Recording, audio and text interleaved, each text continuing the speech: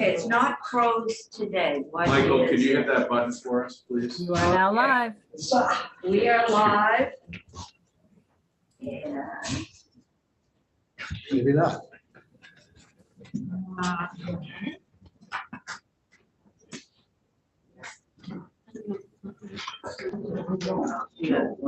okay. Welcome. This is what happens when you do the clean heat standard. It was a long morning. So, Representative Webb, why don't you just walk us through the yield bill and what's in it and why you want it in it?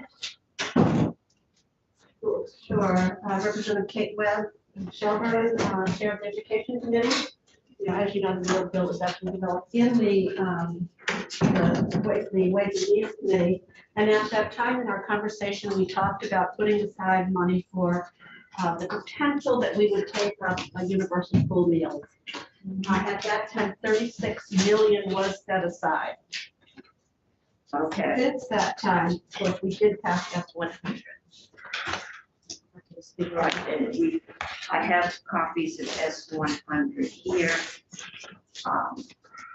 and we will get those out to folks.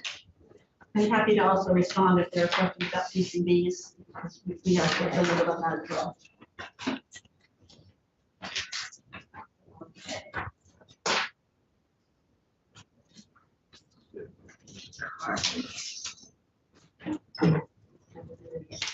All right, so why you put a reserve, you put a hold or set up a reserve for, and I assume that's in the one-time funding? That's part of the ed fund. Yes. So we, JFO, the number that they came up with, 29 million for. Sorry, was how much? 29 million. That's the number. That's the number that you have. I know that Hunger Free Vermont had looked at it, came up with some lower numbers potentially. We elected to stay with our own fiscal committee and go with the 29 million in order to fund this program. Yeah, for the vote. You may be aware that we have been under a waiver from the U.S. USDA that allowed us access to federal money for school meals. They've been in place now for 2 years, plus additionally the meals in 2020 when there was a whole food delivery campaign going on. It's been highly successful. I have Representative Brady here who has worked diligently on that and answering specifics. We are cognizant of the use of one-time funds for this. This is at this point in time a one-year program. And I know we all say, oh, you need one-time funds for something. Well, we could have done what New Hampshire did, which was not take the waivers. And they did not end up instituting a universal meals program. Yeah, probably not. We're not living through the day. Yeah. But happy to speak to any So specifics. you asked and Ways and Means put a hold on 36 million of the one-time surplus. Okay, the competing concern I've heard is the PCB cleanup, which is a one-time and is 20, 36, 45, somewhere in that million, if we're lucky. So why did you choose to use, if this is, I assume, going to be an ongoing program, you're not just going to do it for 1 year. The value of continuing it for this year and the state sponsored program is we will actually be able to collect the data to find out actually how much it costs and how many students are using it. That information, we just are not able to gather really firm numbers. And it is the option that school districts keep taking on. There is the option that something might happen in the federal government that would maintain it. But the thought of cutting it now did not make sense. No, I'm just wondering, we know we're going to have PCB cleanup, and how is the ed committee thinking about how you're going to pay for cleaning the school air? Yes, Did you want to go ahead? I think what I would say is, the decision to do testing of PCBs showed up in the budget in May. Right, we did not know about it in this It committee. is, we did not take testimony. There was very little conversation. At one point, they were going to put it on one of our bills. We can't remember whether it was the community skills, school bill, or the facilities bill. The House has worked hard to think about the concept of a broad understanding of the status of our facilities. We have been dealing with questions that have come from this chamber that are going to one substance at a time. So first was lead in schools. We were able to reconcile that because basically it was not going to be that expensive, and we can set aside money to do that. Replacing a faucet is quite different from shutting down a building. If we had the opportunity, I think our committee would be very happy to put a total moratorium on PCBs until we finish with the facilities inventory and assessment. Rather than I saw an inventory that came in last year.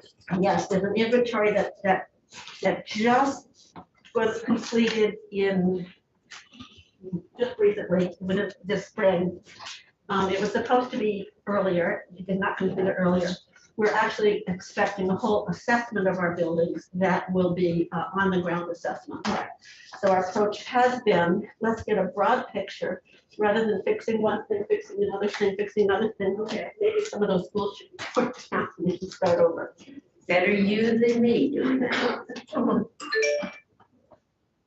Okay, but I'm still trying to understand the rationale for spending one-time money, which is what you would normally use to fix facilities issues on an ongoing program. Whether we do the testing now or next year, or, you know, we do the testing in the HVAC, in the sewers, in the basement, and all the rest of it. We know we need to do something about school, if not construction, at least maintenance.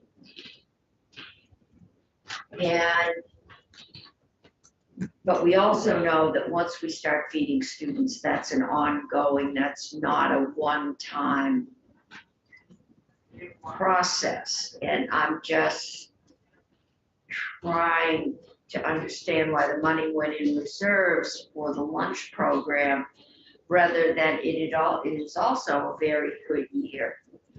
And we're still waiting to get projections for future years.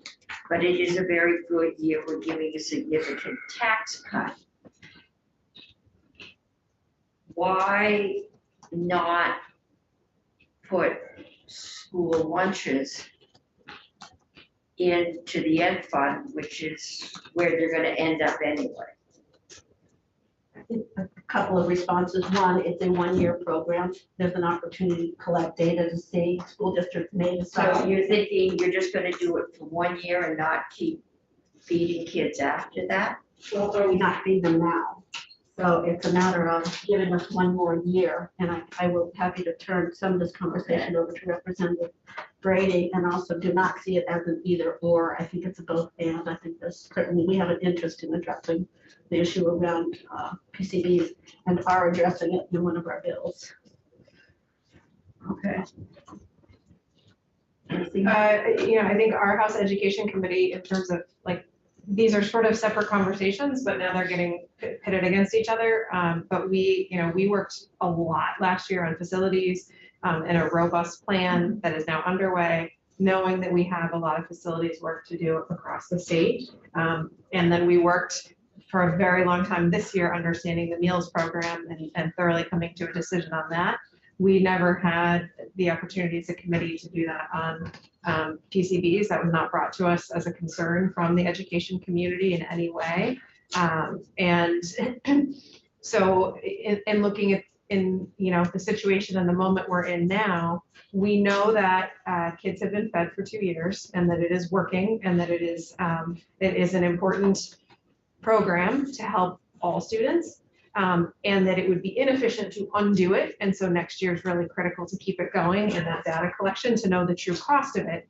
Whereas on the facilities side, it is important for us to see this process through on the facilities inventory. And I think our hope, again, our hope as the House Education Committee would be that any toxin remediation is part of a bigger facilities plan and that we aren't picking off individual. We will be the first state and the only state in the country to test every school for PCBs. And as a parent, I'll say, if you told me tomorrow my kid's school had PCBs in it, I'd say that's a bummer, but they're going to school. My kid needs to go to school. And the schools need to be class action suits. The schools need to be open. And so looking at the immediate landscape, what we can do for kids and families next year is we can feed them, and we know we can do it. And we know that will have also a positive economic impact in our communities. So that seemed like the best use of a chunk of the surplus for our committee. Okay. Senator Pearson.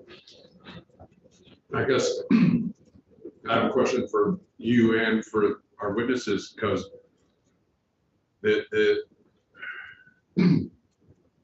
what the House has done is a choice on what we think of as excess revenue in the ed fund.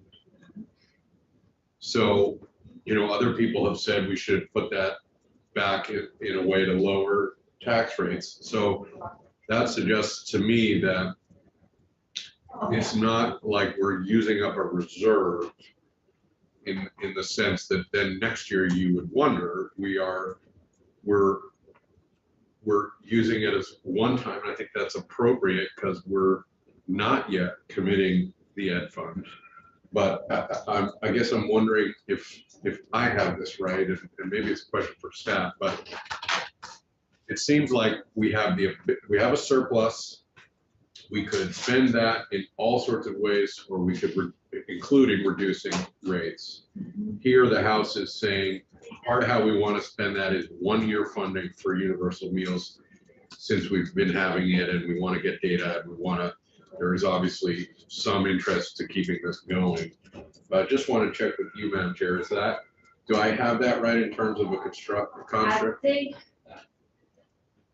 we got the priorities from Senate Education. Their first priority was to clean up the PCB. If we have one-time money, the question is, and Graham is coming in later, to give us a projection. We are doing a good sized tax cut this year. If that revenue is perceived to be ongoing, then why not, if we know we're going to continue to feed kids. I mean, we know how many kids we have, and we know how much it costs to feed per kid. What we may not know, and it may vary, is how many kids will get federal subsidy. And that will change year to year, and it will change by the reporting method that was in the weighting study. All right, so, but this is the year we're out of COVID, the federal money's gone. If we keep feeding kids, we're pretty much committing to keep feeding them. And so, we have a certain bulk we're pretty sure is one time. The big screen TVs, the durable goods that got bought with federal stimulus. And so I think that's where, we're doing a balancing act. I think everyone would like to feed kids, and everyone would like kids to breathe clean air. As a realtor, I'm disturbed that, we aren't doing other tests that you do when you sell a house. radon being the big one, and that can also be fairly cheap or very expensive to clean up, but it is the second leading cause of lung cancer. So I think Burlington brought PCBs to the forefront. We still don't know how we're going to pay for a new Burlington High School if we do nothing. That bonding cost is going to be shared by every other school in the state, including the ones that can't afford to get the sewerage out of their basements. Or I guess it's a swamp that's leaking.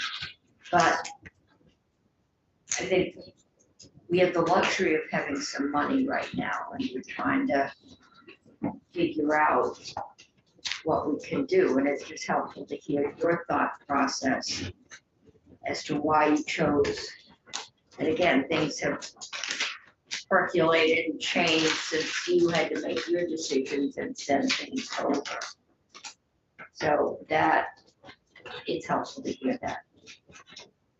Okay, other questions, Senator Hardy? Yeah, thank you, Madam Chair. I'm looking at the JFO Ed Fund Outlook. Representative Webb, you and I had a conversation about special education, and it sounded like things were maybe in flux there, and we would have an update on I think what's so. going on with that. H716, and it is accounted for on the Ed Fund Outlook. Their pandemic-related challenges in determining funding and spending. The current expectation for need for special ed funding based on a bill that we passed in 2018 that puts in action the special ed bill, Act 173. We made a suggestion at that time to say, use whichever base year works for you. The average year, I don't know if you remember, if Act 173 that created, the first year of your base funding, which should have been pretty much what it was, based on an average. We said you could use two different options to average. And based on that, it resulted in about $6 million impact, which is on the Ed Fund Outlook. That is currently in Senate Ed. H716 is? H716. Okay, because it looks like, and maybe this is a question for Julia, so I can hold on, but it looks like it just gets moved. It doesn't get, it gets moved to a different use, because there's both a negative and a positive on there. So I can hold it. Yeah, we'll You find heard out. that, Julia, just hold on. And then H703 has the one-time CTE construction stuff. Which is now in the yield bill, in the waiting bill. Oh, Not the money isn't, unless you put it on the floor.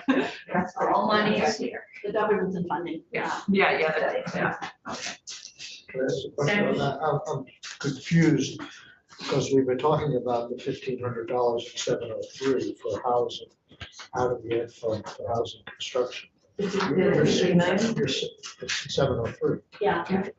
So you're saying that's not coming out of Ed Fund surplus? That is coming out, I believe that is coming out of Ed Fund surplus. I don't see it right here. Housing's coming out of it? It's the CTE training to build Oh, out. that is in the yield bill. Yeah, 15 million. That's right. It's in the yield bill also?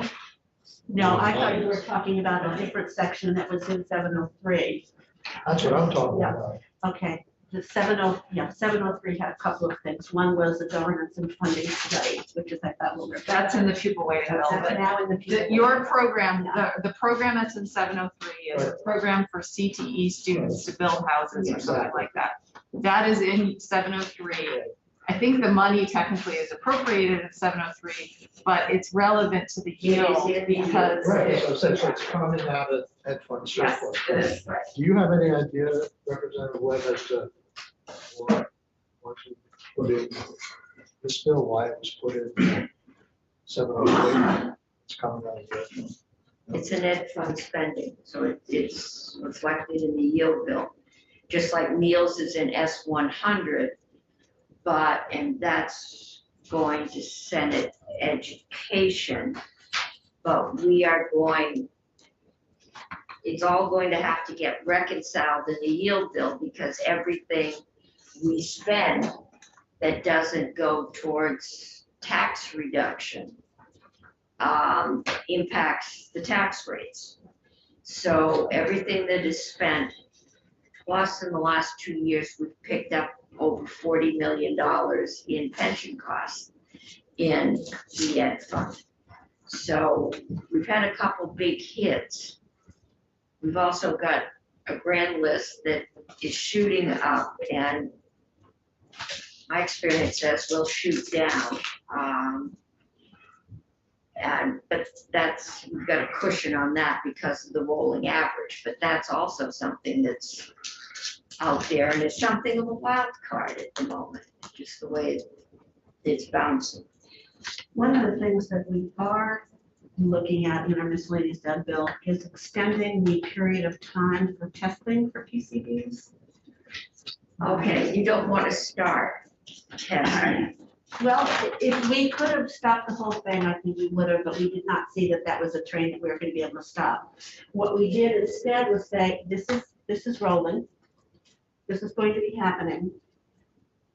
Is there an emergency to get all the testing done right away when there isn't any plan and we don't really know how it's going to work? Or does it make more sense to slow the process down, actually give them time to do the work? Right now, they have to do, I think, 30 to 40 schools per quarter. That they have to We're going to be starting to take testimony on that and get a sense. So we slowed that down, which would mean that the initial cost would not be as significant. In addition, that the cost, that the number that you're working with actually takes the windows out of the building to deal with the caulking or whatever the problem is, but it doesn't put them back in.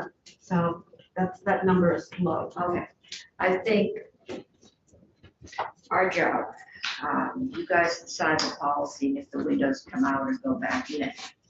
Our job is to decide how much one-time money, and if you slow it down or not.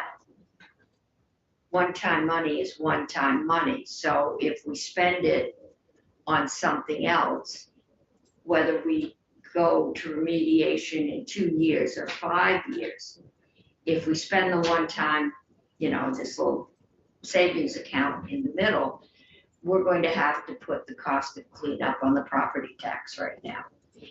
And maybe some of you not had the fun experience in trying to raise the property tax, but it's not pleasant. And so I think we're, especially, given the economic uncertainty, I think we're just trying to keep things as level as possible and do the best planning we can. I must say, over 20 years, I've never had this kind of money to play with. But that's a universal experience in this building this year. And we certainly are open to a conversation about some of those funds being used for PCBs. I think it makes a great deal of sense. Okay. And we're still trying to get our head, we're getting our heads around exactly exactly how much money there is. So that's, I think, the first place we're going to start. And there is $7 million that's left over. If you accepted everything here in the House passed version, there's still $7 million that doesn't get spent on meals. Okay. So if we do everything you want, we've got $7 million to do PCBs. Okay. Okay. Can I ask a question? So did you, I haven't looked at the version of S100 that came back to us, but is there a long-term funding source identified? No, there's it's a 1-year program, and so it's only funded for 1 year, and there is a section where for JFO to do a study on potential revenue sources in future years if we decide to. Okay. Because your House Ways and Means Committee had a different answer to that question, just so you know. when they came and testified. They said that, long-term, it would, the most reasonable thing would be to put it on a property tax and just put it as part of school budgets. And that may end up being what it does, but in the bill as passed by the full house this week, there's it asked JFO to come back with a study of a range of potential revenue sources, and what the impact of those would be. And that includes, yeah, so it's a range of different taxes and other sources of revenue, so that it could be that it Okay. stays in the end, but it leaves that with the policy question for future years of, are we going to do that? How do we pay for it instead of? This is a special year coming up. This is what we hope is going to be the endemic. We have systems that are very stressed. We all know that. Students are stressed, faculty are stressed, staff is stressed, parents are stressed. And this is just at least one way to soften some of that so that we know kids are being fed. I know people think this is just for people that are wealthy. If they're actually, there's the middle group that is not getting fed. Or, I'm sure it's gonna be. The missing middle meals. Yeah. We missed a lot of middles. Okay. Is it fair for me to say then, in terms of House Education Committee and our legislative work this year, meals is our priority, based on the legislative action we've taken in committee, that meals is the priority for our committee in terms of, not that it has to be either or, but if we, if we're really thinking about. Priority is how it gets paid for, priority. As long as we pay for it, does that matter? I don't know if that's. You have to pay for it. If it's Yeah. universal meals, you Yeah. have to pay for it. Yes, that's what I mean, but does it matter to you if we use one-time funding, if we use ongoing funding, or we print it in the basement, as long as we do it and pay for it? I'm giving you help to see. I've tried for a number of years. It would make life easier, but it's a distraction. So I think it's a great idea, the time is now. But are there other states that do this and other jurisdictions that do this? And is there evidence of all the benefits that one would like to see? There's quite a bit of evidence, and I'm happy to provide any that you would like, but California and Maine are doing it. And actually it was testimony from several Maine state senators that I think was some of the most impactful in our committee, and really got people even more excited about this. So yeah, there is, and Maine's a good case because there's, somewhat similar in terms of size and demographics and things. It's also very new, obviously, but those states are doing it. There's a proposal in many other states to do it as well. There's still a push at the federal level. There's a push at least for another 1-year extension by more than 50 members of the US Senate. And then there are multiple ways that members of Congress are working on, if not universal, raising the cap of who fits into what's called the community eligibility provision, but a way for schools to be able to do universal in a more affordable way. There's a real push for that as well. Obviously, we can't bank on federal action, but there is a significant amount of potential federal action. Are individual municipal school districts doing this in Vermont? Yes. Yes. They're able to. Over 70 or something? Yes. Yeah, that, it would be helpful for us to get, I think, a list. Do we have any analysis from those schools? So, How this is working? so schools that are doing it now, I would say schools that were doing it pre-pandemic are in one of two categories. So the majority of those schools fall into something called community eligibility provision, meaning that they have they're very high poverty schools. Generally, kids that are eligible, it's cheaper to feed them all the pay. Right, and the key is that they're eligible automatically without parents filling out the paperwork, which is a real burden. We have the list here. This came from AOE in our testimony this year. There are 60 schools doing it that way. And then there are 17 schools that are doing it through the other way the federal government offers, which is called Provision 2, where you, for 1 year, you collect the free and reduced forms, and then you count that year how many free and reduced kids eat, how many paid kids eat, and whatever your numbers are at the end of that year, you get to assume those numbers for the next 4 years going forward. And so there are 17 schools doing it that way, meaning that they get some federal money for it, but it doesn't cover it completely. And AOE told us it's about 2.3 million right now that schools, this handful of schools that are doing it that way are spending in their local budgets, which obviously then comes out of the ed fund towards universal meals. And so we have we got testimony from some of those schools about the strength of their program. I'm sure Senator Pearson can speak to it far more, but. Okay, Senator Peterson. One of the details that I've never firmly understood, and maybe you've got testimony that can help me out, is when, as you've just described, there are ways today to qualify, and many of our schools do it. And basically the shorthand is, if you have enough kids in poverty, then the feds, you don't have to have all of them, you have to have some threshold, and then the feds say, you know what, you're just gonna gain efficiencies if you just do this for everyone, and you reduce all the stigma, blah, blah, blah. Yes. My understanding though is, and then there's a little more cumbersome way. I know one of the schools in Burlington, category 2, is that what you call it? Provision 2. Provision 2, they sort of have to work harder to prove that they're eligible, and then they get to do it.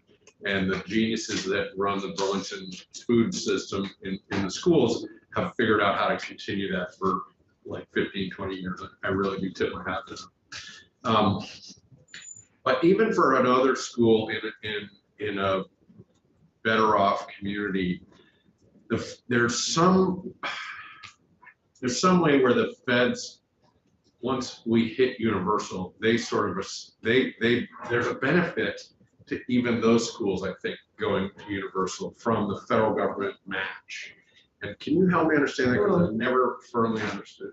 I don't, I'm not sure. I'm gonna have to dig into that. I don't know. I think maybe hunger free. Yeah. Because that's my understanding, is that there is like, you could argue that we will clearly draw down federal money by making this choice. And you know, it's not simple. The feds do not.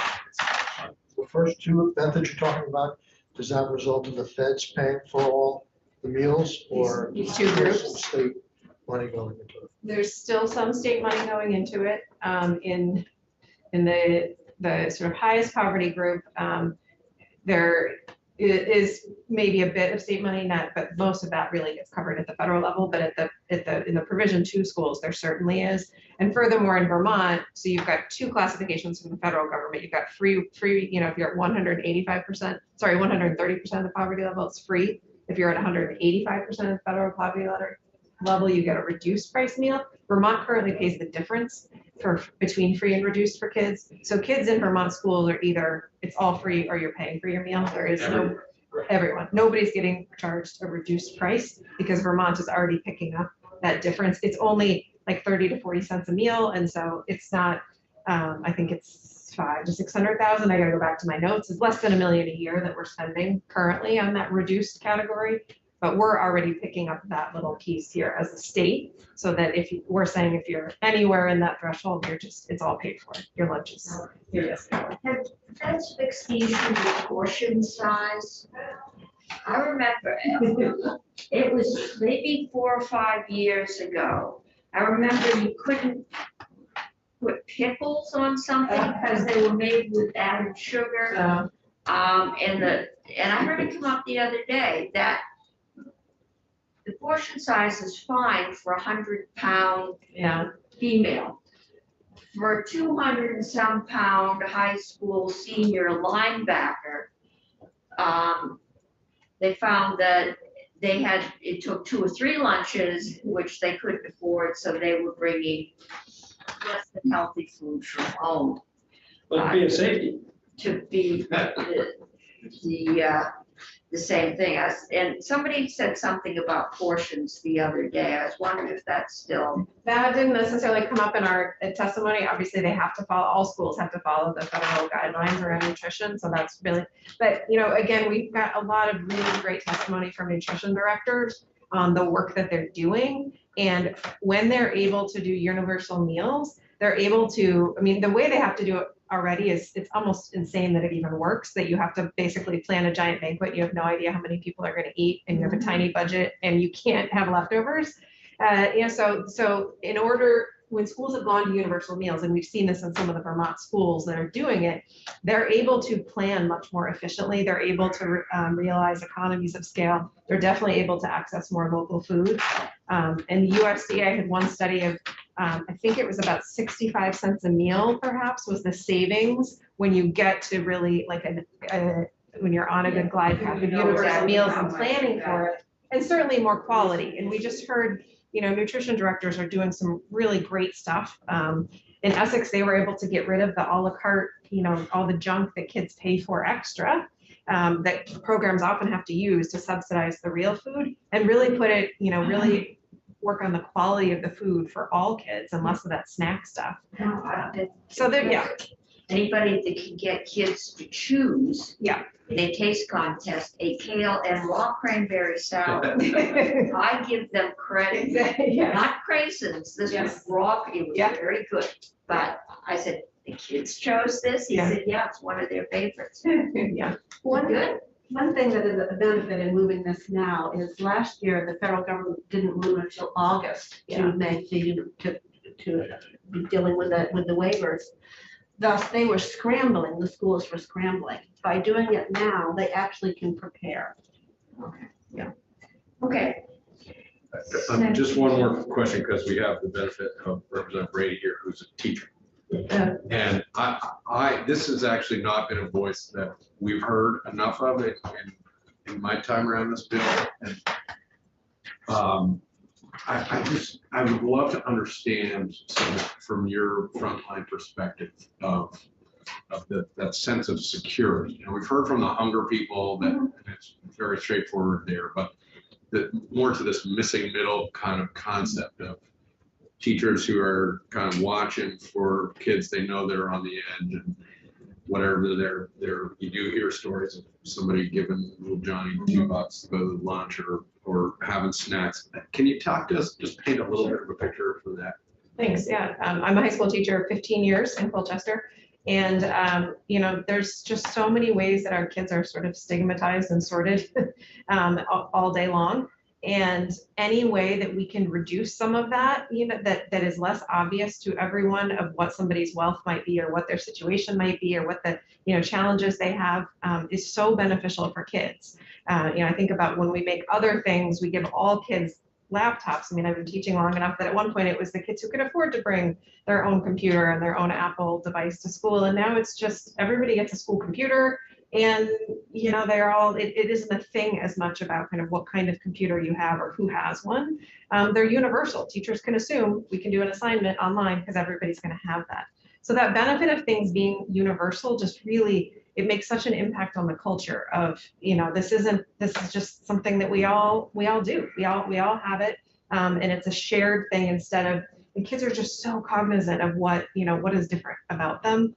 And what happens, especially at the high school level, is that kids, even that qualify, maybe whose parents even filled out the paperwork, which I would say is really cumbersome paperwork, they don't eat because, at Colchester, it's not a high poverty school, but is a good percentage of kids in poverty, because it would be obvious, oh, if I took the hot lunch every day, it's because I'm a free and reduced kid. Like it's obvious. And even if other kids aren't as attuned to it, they're so focused on their identity. And so, kids, especially as they get older, avoid it, skip it, because, it's going to look like, it's going to be obvious that, that my meals are paid for.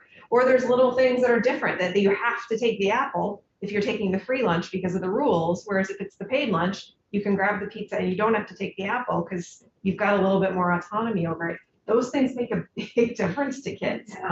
Kids avoid the lunchroom. They hang out in the teacher, they hang out with me at lunch. They hang out in the library instead, just to avoid any of that kind of sense of difference or of sorting or of, you know, of being able to tell kind of who has what. So it's, you know, any of these things that we can do on a more universal level and just cut out the obvious who has what is so good. It's so good for all kids. It's good for the kids who have the money for lunch too, to see we're all eating the same lunch. I'm not better than you. I'm not, you know, we're all going to eat the same chicken sandwich today. And I don't think anyone's Yeah. arguing that. I think it's paying for it. And you just said something, said filling out the paperwork. Right now, when we fill out the paperwork, we get a subsidy, right? Yeah. So if we go to paying for universal meals and there is no subsidy, are we giving up the federal subsidy? If you have to fill out the paperwork to get the subsidy, right? right. And Senator Hardy, you know, worked very well from the waiting Declaration, session. but we haven't yet. But what will happen is that's actually a different form that speaks to the household income declaration form that we will hopefully go to for all families, not just families in poverty, is to help us better access federal funds for all the educational things, Title I, all the titles. Meals are still separate because they're in USDA, not in the US Department of Education. And so the meals form, we will still be using the meals form, but what will happen if we do this next year, all schools, except for those 60 really high poverty schools that are already set, all schools will collect the meals form from all students. And they will have a real incentive to do it well next year because they're setting a base. And the advocates and community that's behind this also has a real incentive to do this really well next year. Because then once we collect those forms next year, then the schools will be beginning their sort of first base year where they figure out, okay, how many roughly of our kids in each of these different groups is eating? And then they won't have to collect forms for 4 more years because they'll just keep using those numbers. And hopefully in this push of doing it really well next year, we'll drive a little bit more. The safety pins with the form safety pin to your jacket, which. Well, when it would, the form, Didn't come home that way. the form will go to everybody next Yeah. year, so it won't. But it's so getting it filled out and some parents Yeah, are better at that than others. Absolutely, absolutely. But there will be a huge incentive for schools, and they're aware of this, and again, for the advocates to do it really well next year.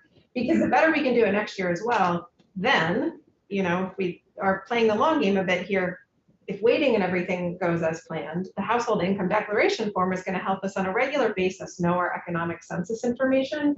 And we would be able to use that then after the 4 or 5 year cycle ends to say, and nothing's really changed in, say, Colchester. We don't need to redo another year of applications. We've got annual data where we show, we pretty much know what the income status in our community is. And then they can go do universal meals for another 4 years without filling out the form. So there's a nice like synchronicity here to timing in that next year, all schools would fill out the free and reduced form. And the next year, if things, you know, all schools would start the household income declaration form. And so it would be a culture of everybody filling out these forms, not just poor families. And we would be on a good time frame. Okay, I'm watching. the All right, clock, sorry. and we're getting into Yeah. the benefits of school. Third school lunch. And, 22 minutes. yeah, I'm getting, Lunch but period. Oh, yeah. I've got about 4 more witnesses in 10 Yeah. minutes, so I want to move this along. Thank you. I'll look into your question. That's a good one that I wasn't Okay, aware of, but I'm trying to. so this is kind of jumping back and forth, but next I have Libby Bonesteel. Libby, there you are. Thank you very much. And Libby had emailed me about some concerns she had with the whole PCB testing and how it's done and what the impact on schools is.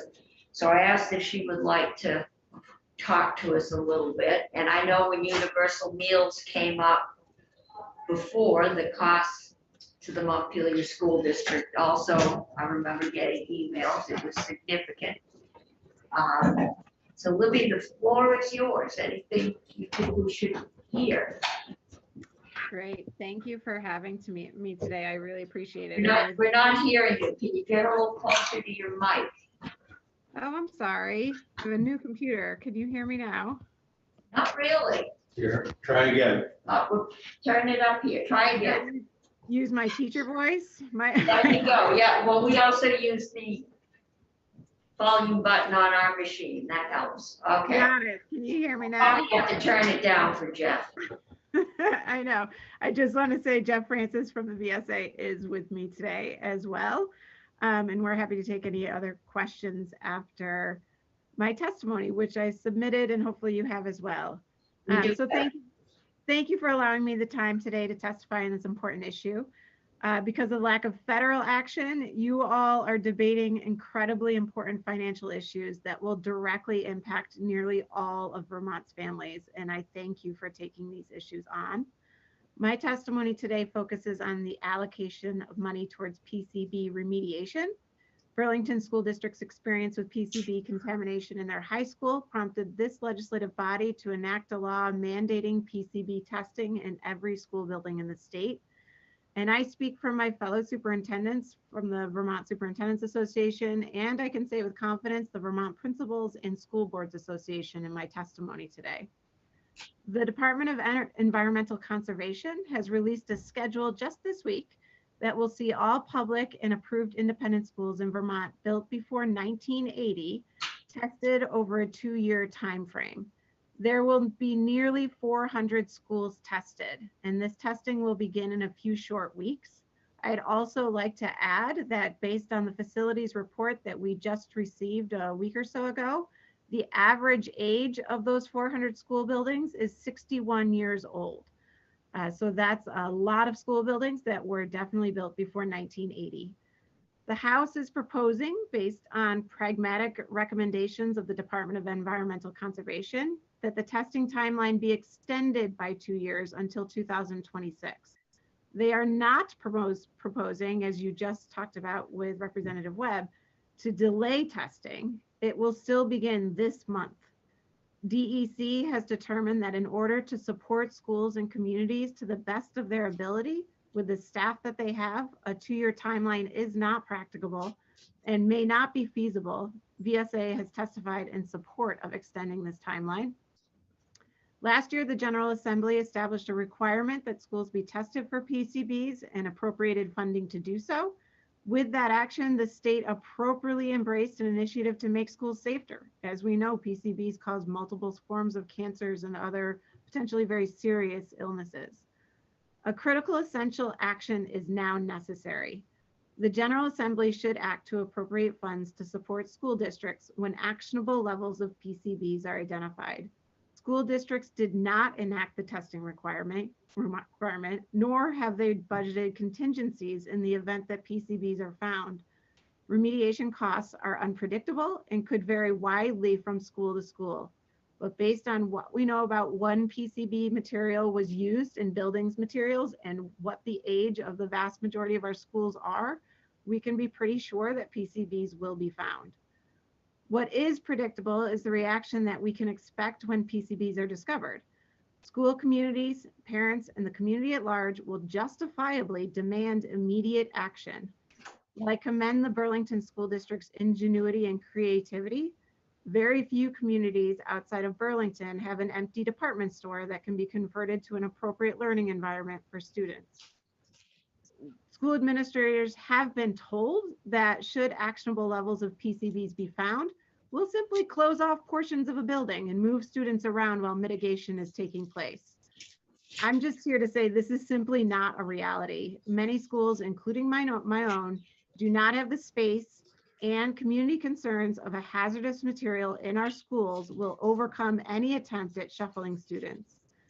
In addition, without a funding source for mitigation measures or renovation of a building not meant for school children, schools could be closed indefinitely while school boards and administration determine which programming to cut in order to find the funding.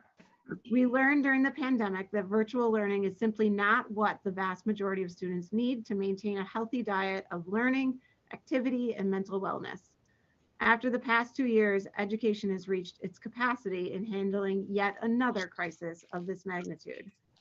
With respect to the presumed competition for resources between the one-time need for PCB remediation and the demands to provide 1-year funding for universal school meals, I will speak for myself in saying that I completely and totally appreciate your unenviable position.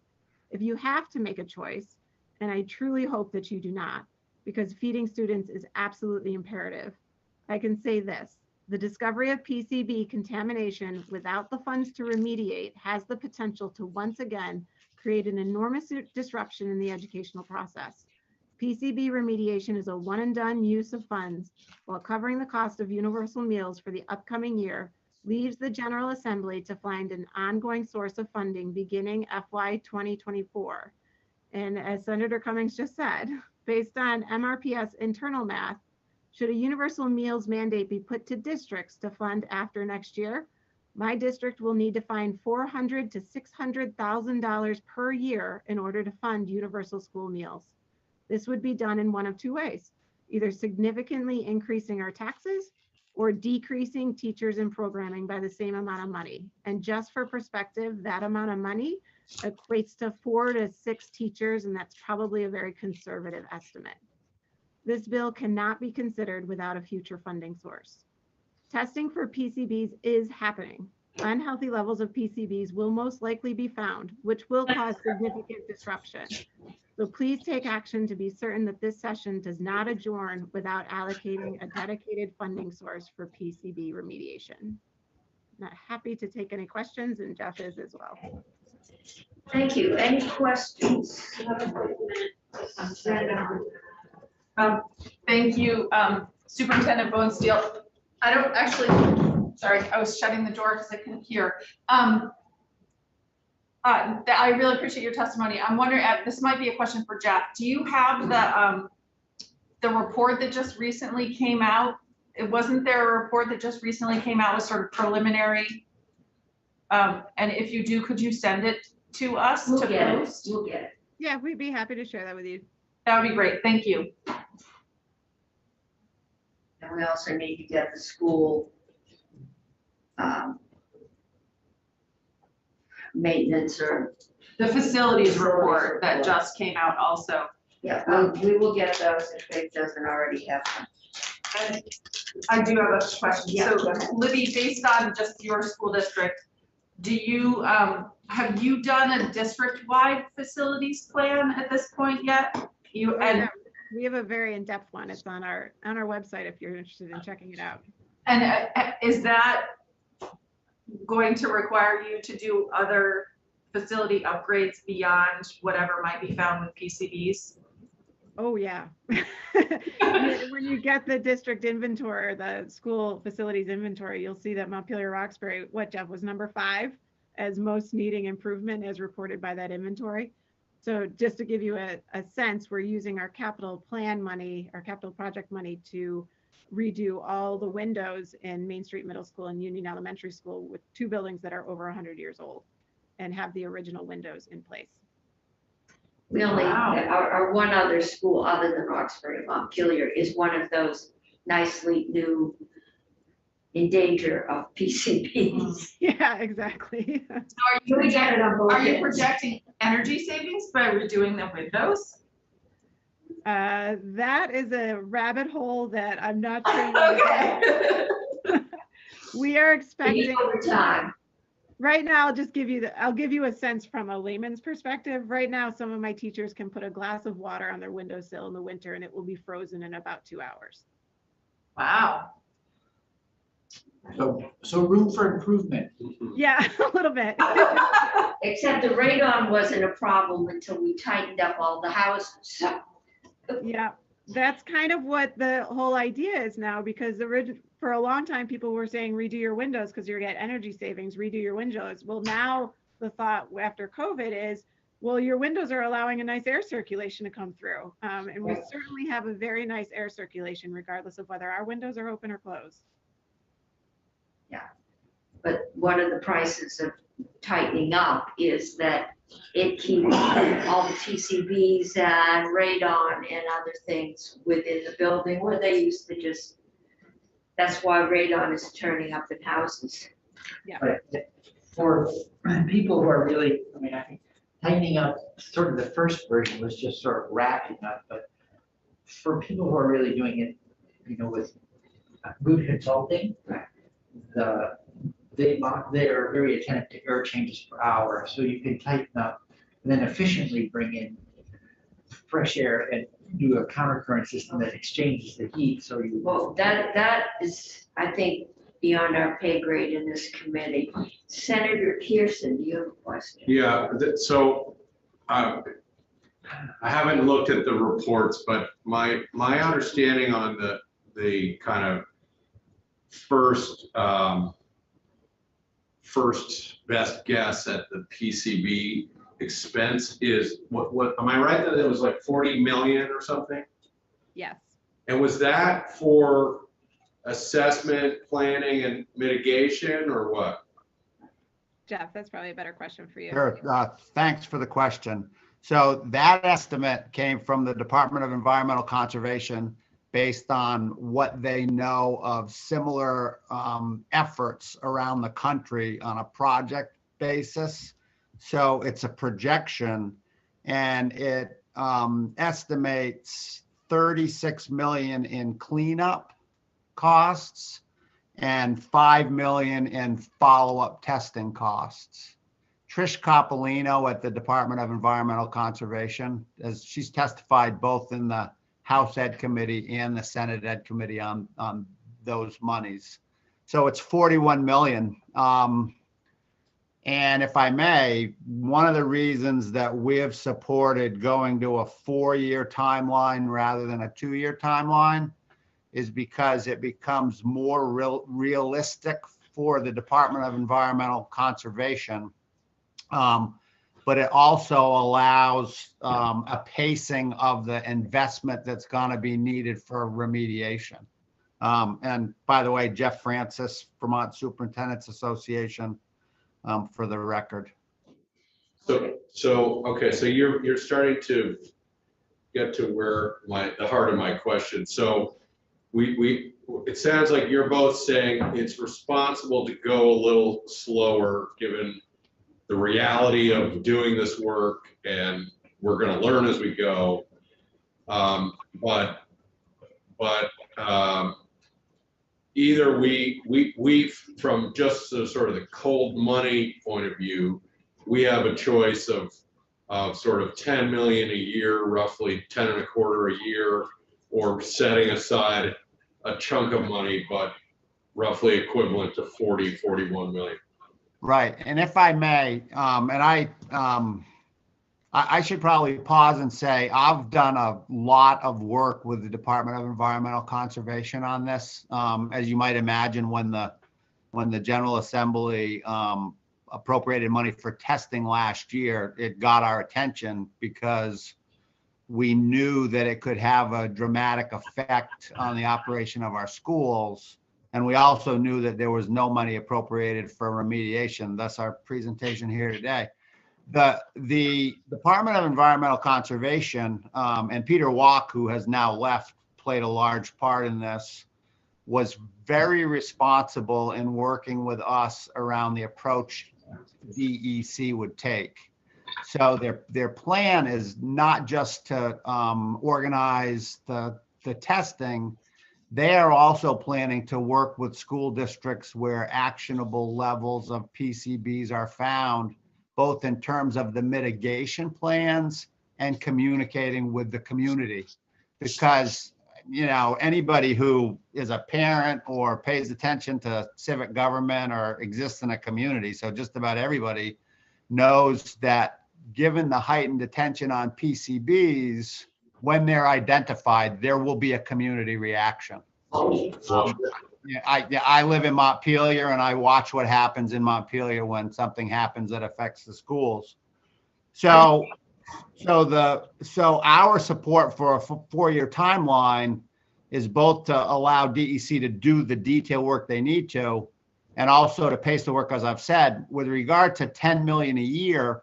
And this is another indication of the thoroughness that DEC has employed. They're going to put the schools that are most likely to see PCBs identified first. And they also created a ranking schedule that considers whether school districts have school construction projects underway, what the grade configurations are, whether there's a pre-K, because younger children are more vulnerable. So they've been really thoughtful, and that's why we supported the methodology that they're now proposing. So Libby's testimony is representative of what you would hear from any superintendent.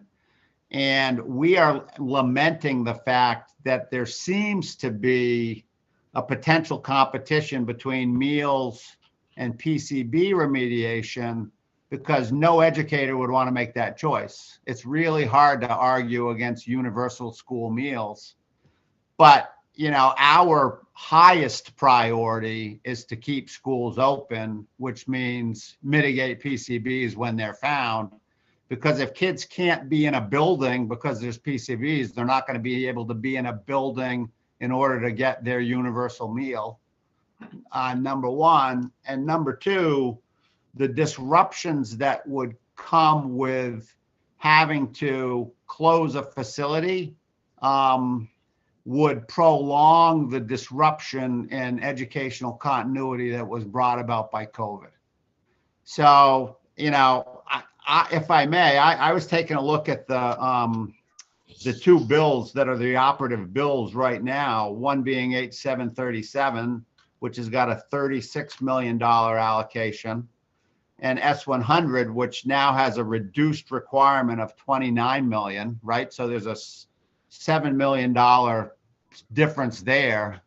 And what I've been trying to figure out, and I'm not trying to make your policy decisions for you, because I think the use of one-time money is a really special consideration, but I'm trying to figure out whether a commitment could be made with some ed fund money to back the schools on remediation and also do meals. Yes, we can.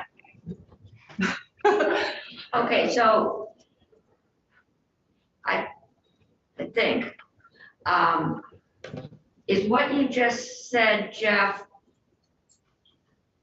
well, do you think we can just do one time, universal meals one time? Yeah, I mean, so that's gonna be an ongoing expense. yeah, so it's, and again, let me put it like this. Vermont Digger called me yesterday and they asked that very question. Should the money go to meals or PCB remediation? And I said, and I was serious, that's not a decision that any educator would want to make, because you're dealing with two compelling needs.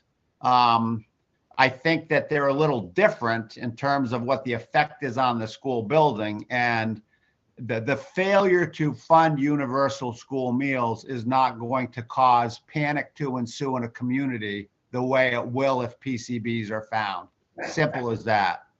The arguments, though, in favor of universal school meals are compelling. Yeah. That stated, I pay enough attention to the General Assembly to know that when you use one-time money on an ongoing program, then you have to have a concern about what the source is in subsequent years. You know that better than I do. I think, that's why we get paid the big bucks, Jeff. But in terms of PCBs, as Superintendent Bonesteel put in her testimony, it is a one and done utilization of money. It is a good use of one-time money. So I don't know if maybe Julia is listening, but I'm gonna play a McDonald. There she is. I'm gonna play Senator McDonald here, because the way we're talking about this is important. I don't think, Julia, correct me if I'm wrong, the proposal from House on the yield bill does not spend one-time money on meals. It spends money from the ed fund one time on meals. But it is not one-time money. It is money that the governor, for instance, would propose that we return to taxpayers in a reduced tax rate. So I just think it's important, because we're not sitting here with a pool of money that we necessarily only get to spend one time. It is a suggestion for one time for bridge funding, and it's to me, it's important that we talk about this accurately because it sets us up on, as though we're pitting these priorities, which I don't think any of us are seeing them as pitted. I think we're seeing them as we have priorities to work our way through, and they're all important. But I guess maybe Julia, and this is a larger conversation, but this money comes from the fact that there's a surplus in the ed fund. There's no reason, the projection is not that all goes away. That's why some people Right. felt it prudent to spend it down, to return it to tax rates, Yeah. correct? So we're gonna get to Julia. I Okay. wanna finish with these witnesses first. And I get, Jeff, you and I, and probably Libby's, our point of view may be slightly colored by the fact that we all come from a city that is only second to Washington DC in the number of attorneys that live there. But I would see, and I will say this, the testing was in the budget. I didn't know about it. Apparently the ed committees didn't know about it. It was one of those things that got added to the budget at some point. The ed committee added it to the budget. Yeah, Did they, are they, Yeah, we all- okay, and the oh, House yeah, we all committee knew didn't about it. know about it. That was their testimony. I know we weren't ever talked about it too. So it's there. And that gets people's attention. And so if we say, well, you know, we're just not gonna spend the money for 2 or 3 years, that's going to get parents upset now, because now they're already thinking that their kids are getting exposed for 2 or 3 more years. So I think now that we've started on that one, we're gonna have to go through, but I'm also hearing you say, and I know nothing, I assume we could probably do testing while school was in service with minimal disruptions. I'm not sure about that, but I'm pretty sure we can't take out all your windows and remove the caulking or whatever else, the glazing that are on them without it. So it pretty much says that, and it sounds like DEC is working on this. We're gonna have to do most of that work in the summer when schools are closed. Because it'll be very difficult to do it in January. But that's gonna take some skill in scheduling, and we're gonna have to move through it because now we have all the community angst. But I also hear you that it will be very disruptive if, I don't know where you would move kids in Montpelier, maybe to the Barry Auditorium, maybe to the State House off session. That's a possibility, but I mean, and we're the big cities, you Better get than into Macy's. small towns, it'll be very difficult to move kids. It'll be very disruptive to send them home. Again, that's disruptive to kids, it's disruptive to parents who are just being able to get back to work. So we're gonna have to, along with deciding how we pay for it, decide how we schedule it. And I'm just working on the assumption that any specialized schedule will cost more. But I think that's the concerns that I'm hearing. If I may, if I can comment on that. So the Department of Environmental Conservation has thought about this, so they know what the response will be, and it will vary depending on the nature of the origin of the problem and the level of the contamination and so on and so forth. What I've been saying, to put it really simply, in order to make what I think is a very legitimate and compelling case to get some money in the budget this year, is if any school building in Vermont, PCBs are identified that in and of itself will have a disruptive effect on the school system. If the next thing that happens is local school officials are looking at one another, wondering where the money will come from to mitigate, which they will be forced to do, then that will have a chilling effect. So what we're trying to do with our appeal is to make sure that the state has allocated some amount of money, and I believe it doesn't need to be $40 million in 1 year, but some amount of money, so as the testing occurs and the mitigation occurs, it flows with an assurance that the school districts know that money's available, so that they're not going to be left wondering what to do because they have a problem and no way to address it. Okay, Senator Hardy. Thank you, Madam Chair. One note to you is it might be helpful to get the DEC. They're on the list. Excellent. Jeff or Libby, I don't know, if you know this, but my understanding is there's first testing, which is happening right now, and there's the cost of testing. Then there's assessment if PCBs are found. So basically assessing how do you deal with them, what do you need to do to mitigate them. And then there's mitigation. So it's a 3-step process. Is that, I see Jeff nodding. So is that your understanding as well? Yes, and if I might just interject, the assessment. No, Jeff. Sorry.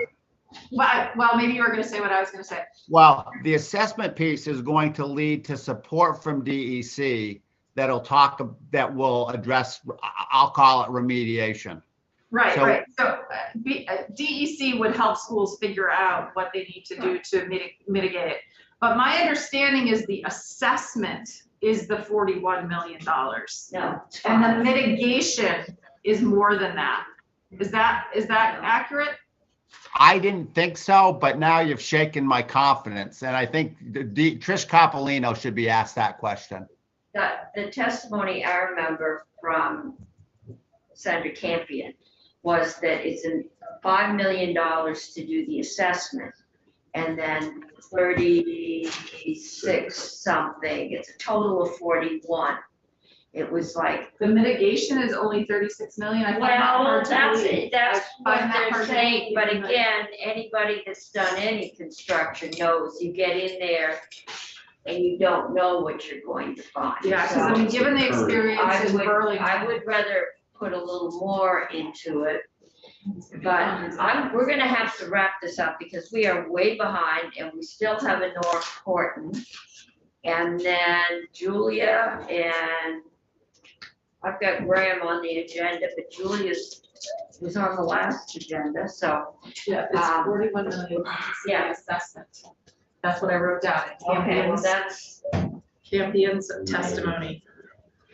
I think it's total, it's 41, but we'll. Okay, so any more questions for Libby or Jeff, superintendents? Okay, Thank you. thank you. So Honor, from Hunger Free Vermont, the first thing I want to know, Honor, is who's paying for all of these cards and things? If I sent them out, I'd have them, my name, address, and the location of my firstborn on them. And they're coming, it just says Universal School Meals. They're all signed by.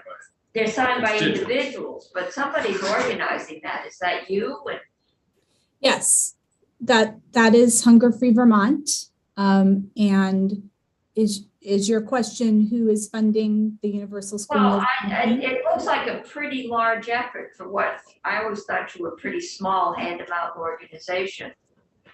So it's quite an effort. I mean, Yes, well, efforts. we've received a lot of support. We've been organizing for Universal School Meals for many years. We have some businesses who have been funding this effort, and we have a lot of individual donations from private people, from private Vermonters who are really strong supporters of this effort, and that's who's funding the campaign. Okay, so you've been listening. I think you're not getting any argument that universal school meals is a good thing. I think we're just trying to work out how we pay for them. So the floor is yours. Thank you. For the record, Honor Horton, Executive Director of Hunger Free Vermont. And what I'm going to do is I'm going to shorten what I have to say because Representative Webb and Representative Brady, covered some of this ground already, and I'm not going to duplicate that, but I'll submit my comments in full in writing for all of you after this. And so I'll try to just shorten down what I have to say as much as possible. But I do have a few things I want to add. So I want to start by thanking all of you as members of the Vermont Senate for passing S100 last year. You did that last year. And your bill last year started this important conversation that's been taking place over the summer and the fall and throughout this session. As you know, S100 has now been amended and passed by the House to include both breakfast and lunch next school year, as well as including an opt-in for independent schools, which we're really pleased about as well. H737, which is before you now, contains the funding for S100, although it's important to note, as others have, but I'll underscore it as well, that while $36 million was set aside in H737 by House Ways and Means, a more careful study of the estimated cost for universal school meals next year by both JFO and Hunger Free Vermont led the House Education Committee to lower the amount needed for next year to $29 million. By including the Universal School Meals Task Force in the Senate version of S100, and then ensuring that the task force was able to proceed by including it in the Community Schools Act, which passed last year, the legislature created the space to have the conversation this year about how to move forward with 2 meals, and also to see another year of universal school meals being served in our schools at this time of continuing mental, emotional, and economic crisis for so many of our students and their families. Most of the Universal School Meals Task Force's recommendations were either incorporated by the House Education Committee into the current version of S100 or were incorporated into S287. Hunger Free Vermont applauds the very thorough and careful work of the task force, which was comprised of staff from the agencies of Education, Human Services, and Agriculture, Food, and Markets. And we support the recommendations from the task force that are now included in S100 and S287. So you also know that for the past 2.5 years, all Vermont schools have been providing universal breakfast and lunch using waivers approved by Congress. Universal school meals have been a critical component of limiting the dramatic rise of hunger and food insecurity in Vermont, where families with children have been 5 times more likely than families without children to have faced hunger and food insecurity during this pandemic. As more and more of the pandemic, economic, and food supports have come to an end, universal school meals is one of the few that remains. But these federal waivers will end on June 30th. At this point, there is no indication that the federal government is going to renew these waivers. And so at this critical moment, as the cost of food and other basic needs is soaring, and as hunger is again spiking in Vermont, especially in more rural areas, it is up to us to make sure that students do not have to relearn what hunger feels like at school this coming fall. Vermont schools have also been under tremendous pressure and will continue to be as they face the challenge of how to get back to what we all hope will be some semblance of a more normal 2022-23 school year, while grappling with the learning loss of social skills, and mental health issues left behind by these past 2+ years. Universal school meals is a proven intervention that is already in place, that has been shown to ease all of these challenges, that is already working well, and that hundreds of students, parents, and teachers are telling us they want and need to have continue next school year. Retaining universal school meals for another full school year under the terms of S100 will allow all schools to continue drawing down the maximum possible in federal reimbursement funds for school meals. It will also allow us time to gather real data about the true cost of a statewide universal school meals system and to learn more about universal school meals benefits for meal program participation, for classroom learning, for reducing the anxiety of students and families by not reimposing the dual weights of social stigma and financial stress, for increased local food purchasing by schools, and for administrative ease. My final and most important point is that universal school meals is a highly effective tool for improving equity in our education system. And I know the term equity has been getting used a lot. So I'd like to say what I mean by equity in the context of universal school meals.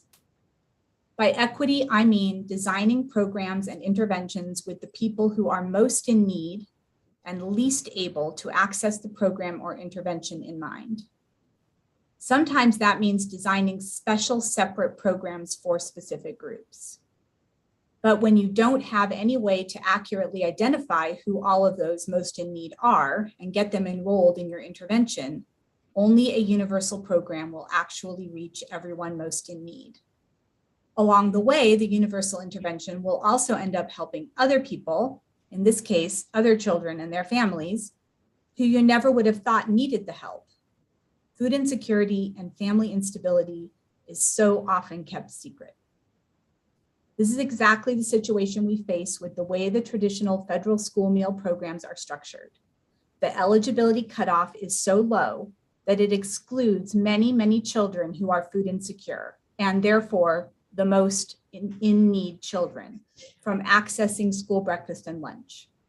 The Urban Institute estimated in 2019 that as many as 42% of food insecure children in Vermont live in households that are ineligible for free or reduced price school meals or for Three Squares Vermont because they are over the federal income cutoff. Given the rapid inflation in the cost of food, rent, and other basic necessities, that number is likely even higher today.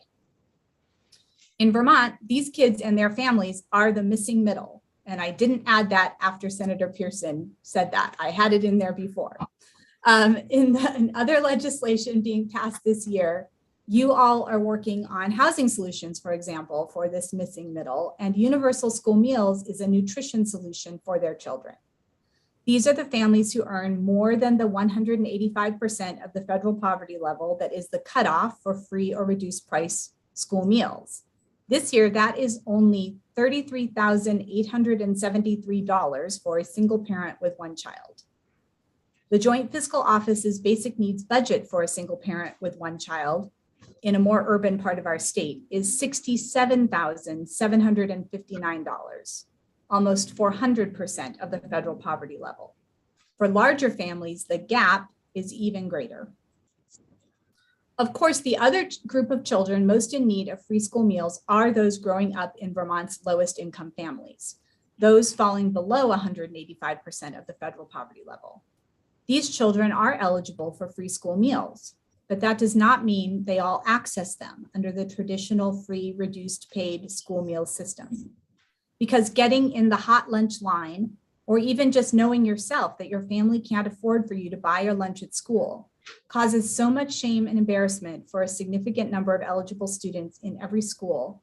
Children regularly choose not to eat, even though they are signed up, and thus effectively bar themselves from the healthy school meals they need. Okay, Honora, Yeah. I think we're way behind schedule and I'm starting to lose my attorneys.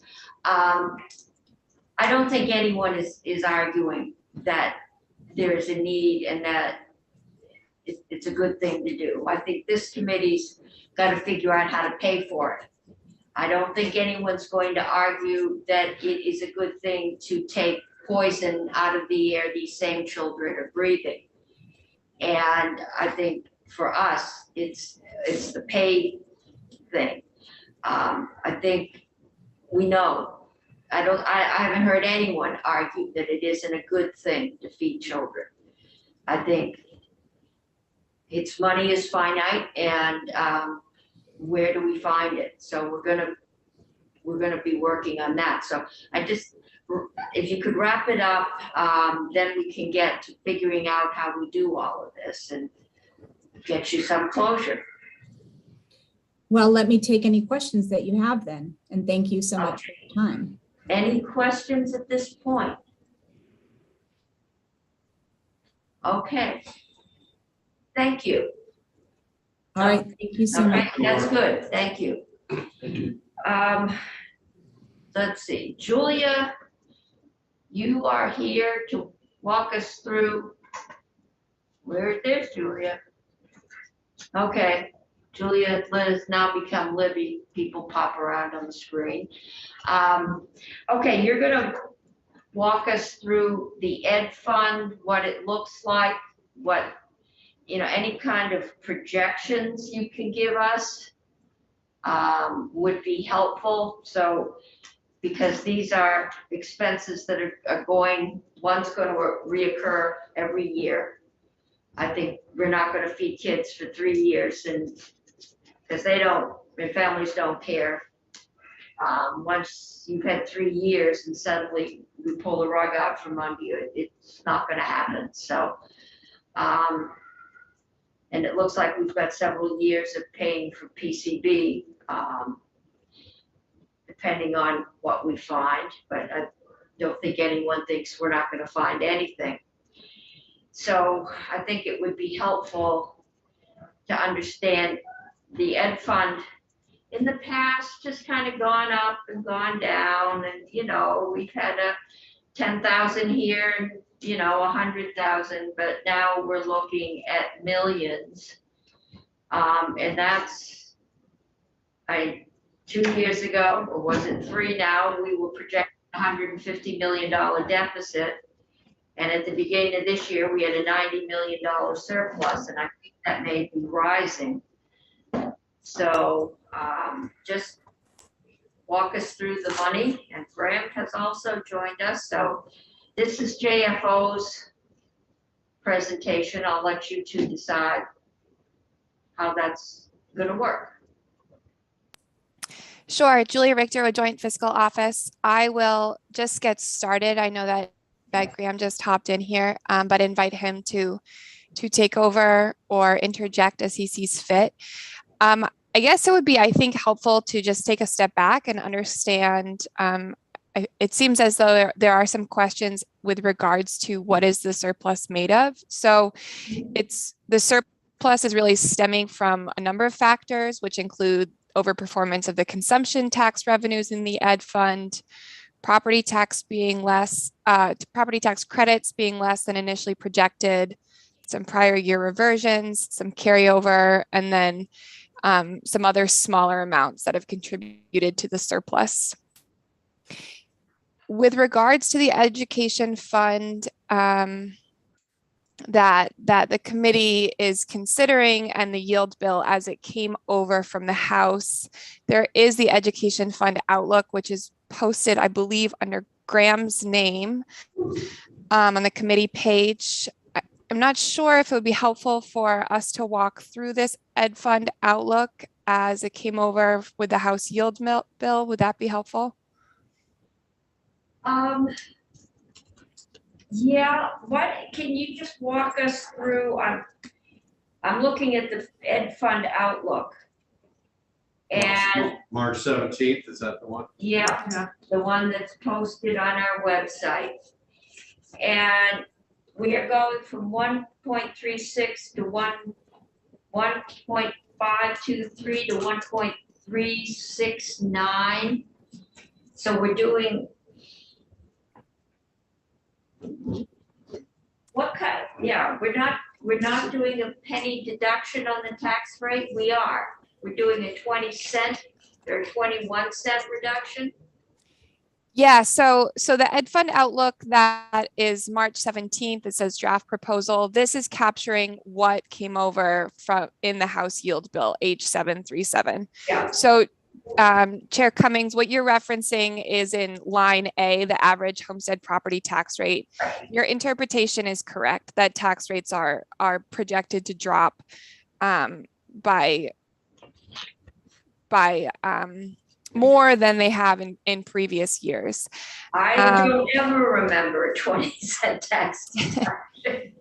Yeah, so that really is a construct of the yield bill as passed by the House, in which 36 million were used to buy down tax rates uniformly across those three categories of the non-uniform property tax rate, the homestead property tax rate, and the income yield. So you can see how those changes are reflected in those summary lines at the top of the ed fund. The other changes that you're seeing in the ed fund outlook from the yield bill H737 as passed by the House are captured in yellow here.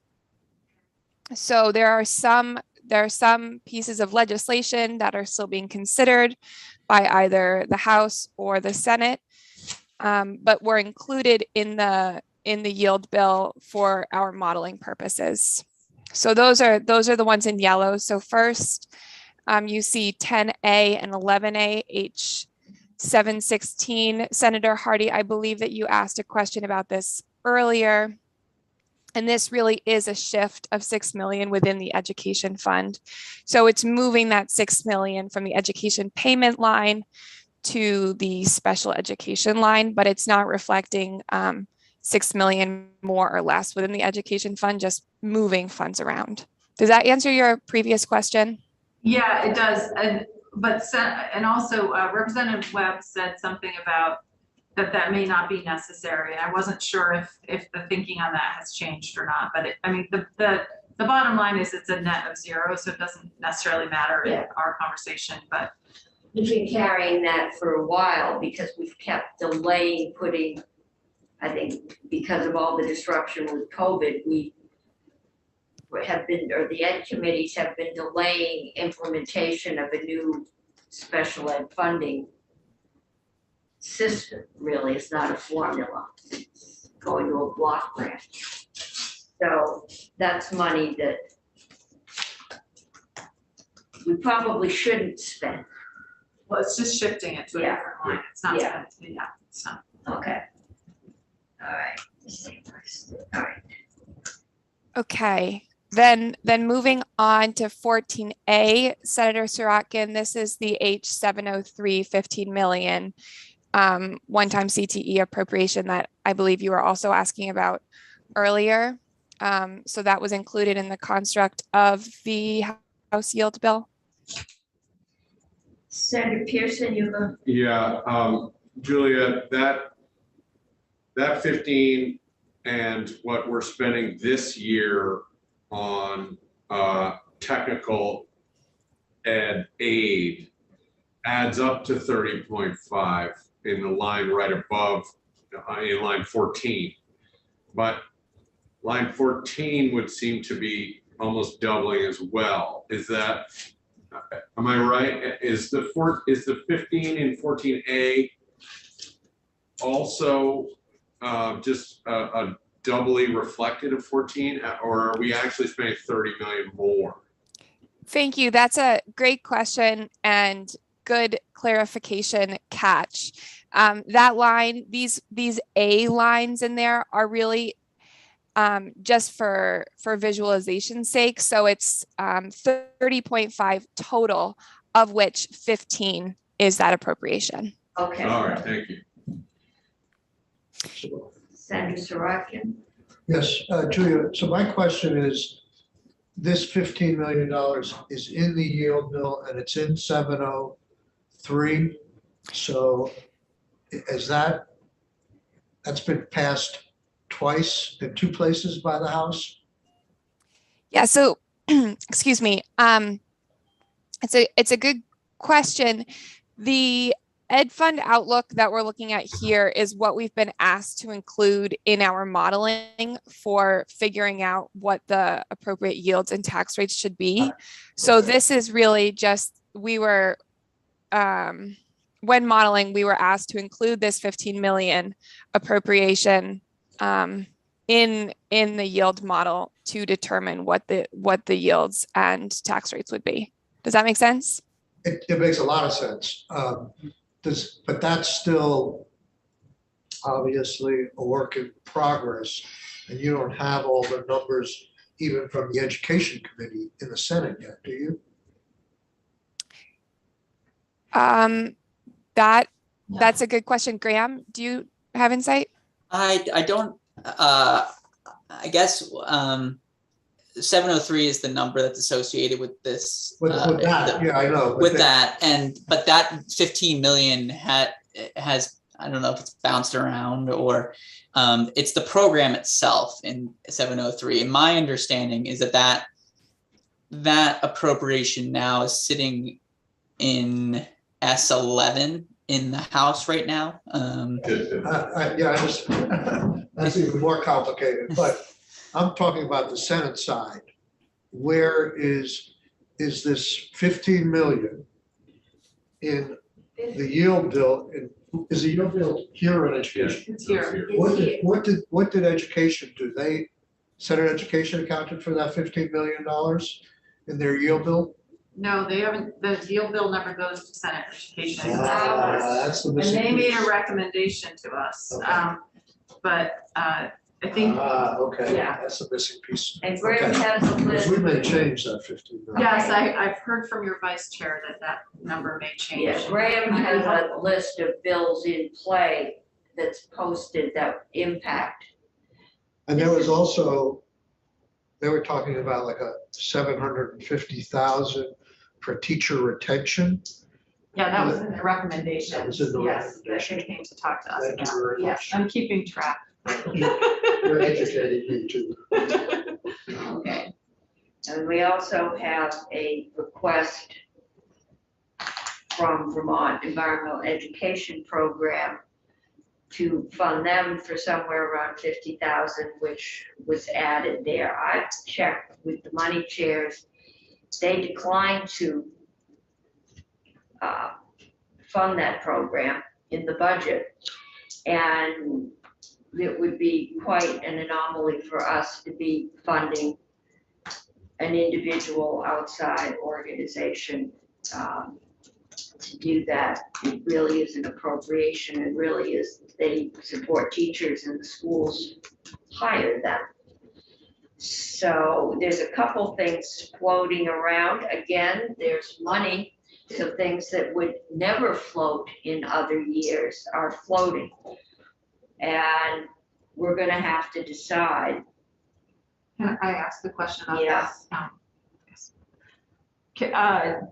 Graham or Julia, can one of you remind me the lines, I think 18, 18A and 19, those are the teacher pension lines, and is the 33 million is the sort of ongoing normal cost, and is the 7.8 million, again, like what Senator Pearson asked before, it's a net of that?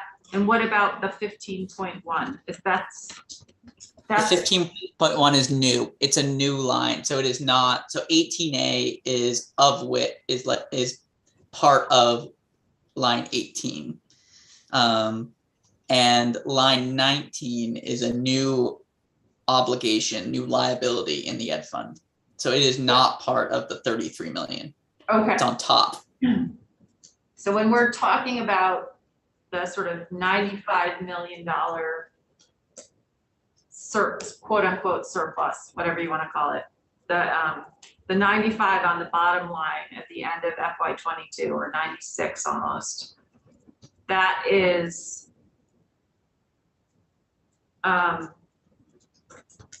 that 15.1 part of how the House spent that 95 million? Do you know what I mean?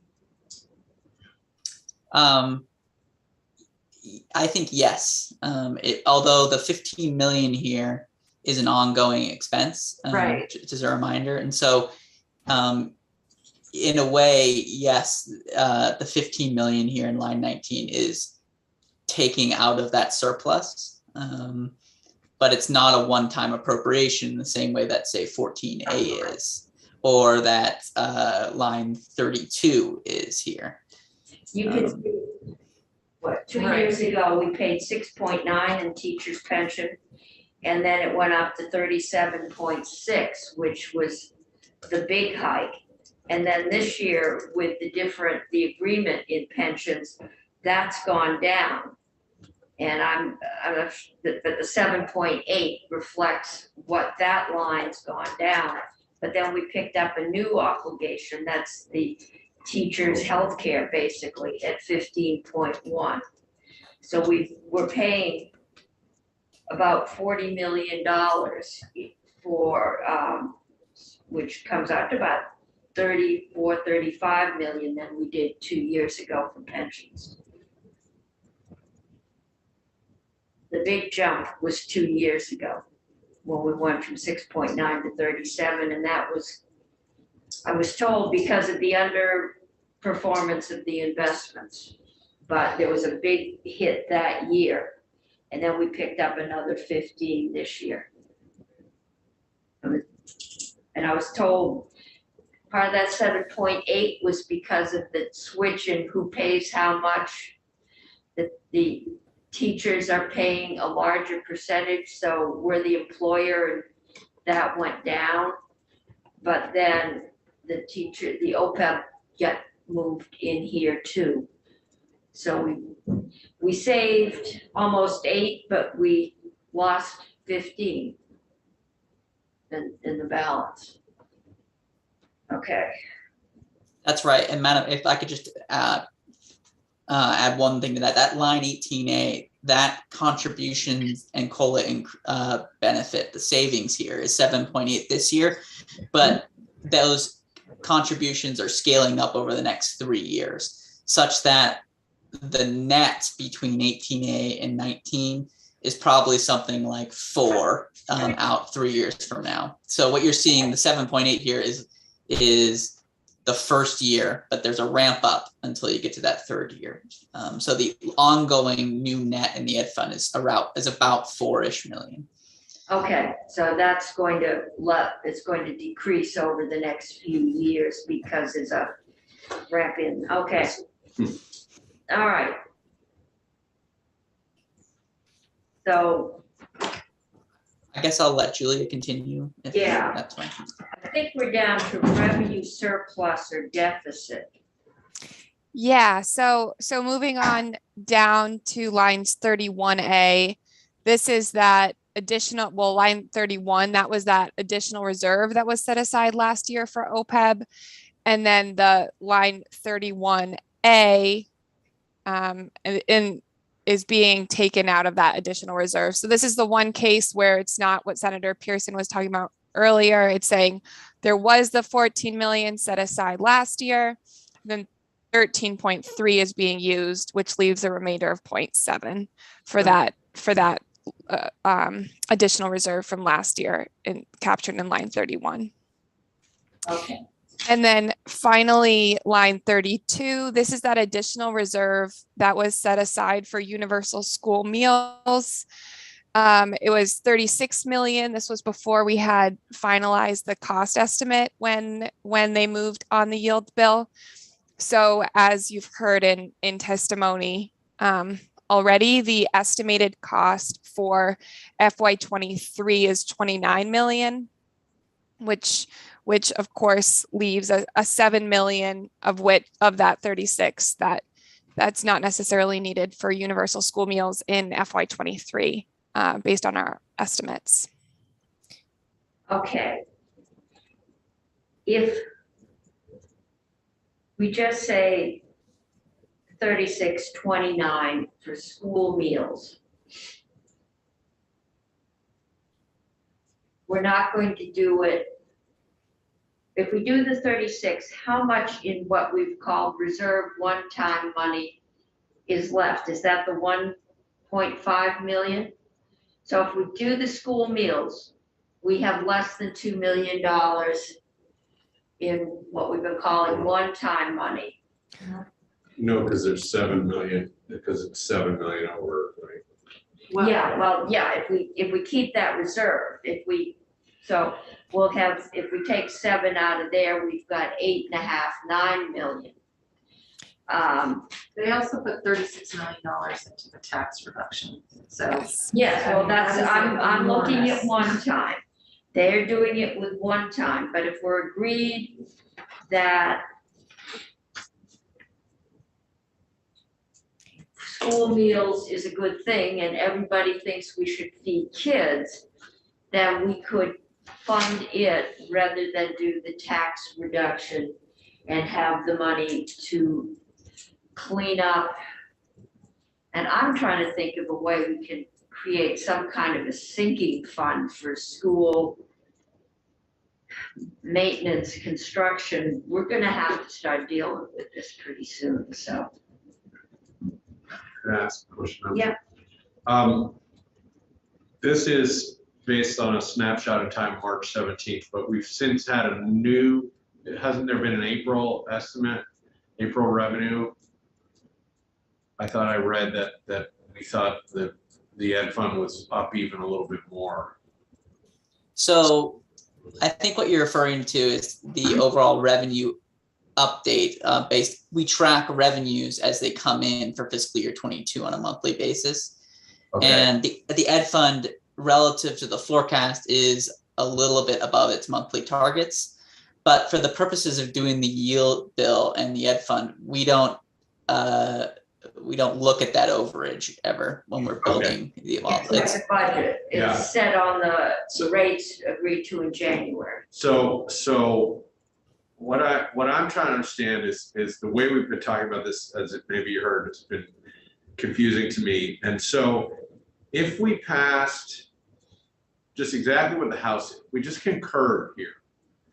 We gave the tax breaks, we spent some money in a new way, and we set the tax rates for next year, and they came in exactly on target. Would we expect to finish next year with 1.5 extra, or to the extent that some of this has showed up as one-time spending, is that going to be replenished? That's what I'm struggling to understand. Is it one time or is this Yeah. 15 million going to be recurring? Some of this is one time and some of it is not. I think if everything, so I'm trying to think about the best way to answer this question. If everything hit its target based upon what we estimated it would be and the revenue forecast hit, then what I think, and Julia can correct me if I'm wrong, what I think would be the only difference on this balance sheet is you, instead of 1.5 sitting on the bottom line, you would have 1.5 plus $7 million, because the school meals number is not 36, it is 29 million. So that's what you would have at the bottom line going into next year.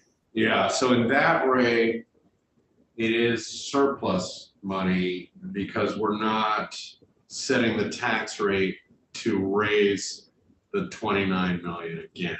Is that maybe why I've been confused? Okay. Going into next year, that's why I say next year, I mean fiscal year 24. Yeah. And if you wanted to keep doing universal school meals, you would, absent any huge surplus that comes in over the next bit, then you would need to adjust the yield and raise tax rates to cover it. Yeah. Okay. That thank you. That does help my shaky mind here. Okay. And traditionally, we've never had a surplus like this, but we've always tried to not decrease it. In those days, we were talking about 7 cents this year, knowing that if it doesn't, it's not going to reappear next year. The last one was unspent money in special ed that came through 2 years in a row. We've always, in the Senate, argued rather than give it all back at once, we've stepped it down, so we don't give you 7 cents off this year and then raise it 5 years. that in taxing predictability and is usually pretty good. So we're giving a 20-cent tax decrease, and if you have any time, I'd ask you to go find out when we did that last, but I can't remember doing a 20-cent tax decrease. And we're looking at an uncertain future. Everyone seems to like school meals, and arguably if the economy goes south or just maybe a little south, having kids fed would help families. And it would kind of spread the cost because we are income sensitized if we did a lesser and funded school meals at a certain amount. Senator McDonald, you're fine. One of the questions I wrote myself was to ask whether or not the revenues from sales tax went up and down in a more volatile or less volatile fashion than the rest of the tax base. Do you have a general answer to that question? We did. You mean historically, has the sales tax been more volatile than the rest of the tax base? Since we put it into the ed fund? I wouldn't imagine that whether it was in the ed fund or not, how that would affect the volatility of sales. Well, I know what the answer was when we went to the sales tax. But what's the answer today? So I guess I think it does matter the time period, because after you put it into the ed fund, you all expanded. So Wayfair happened, and you had the marketplace facilitators. So sales taxes have been very strong since you put it into the ed fund. Historically, Mark Peralt did an exercise which looked at sales taxes relative to other taxes and did not necessarily find that they were more volatile than other taxes in our tax base outside of the property tax. But I can only speak to that analysis because that was done maybe 2 years ago or so. Were they less volatile? no. I don't think there was a discernible difference between the volatility of the rest of the tax sources and the sales tax. If you were looking at income, property tax is the most stable. But then we did Wayfair about, 3 months, 6 months later, and then COVID hit, and the federal government sent everybody thousands of dollars, and they spent it, which came in, that's what we've been calling one time, was the sales tax from all those durable goods people bought. We haven't had Well, if one. we've got a huge increase in one-time sales Yes, tax purchases, that would not that qualify as being volatility? yeah, Well, but it tracks income, right? So you're asking if it's more volatile, I think it reflects the economy. When income, it's as volatile as income, I think is kind of what I heard Graham say. I think that's pretty close to correct. I mean, so the forecast right now has sales taxes staying at an elevated level for at least the next 2 years, although the growth is not particularly strong.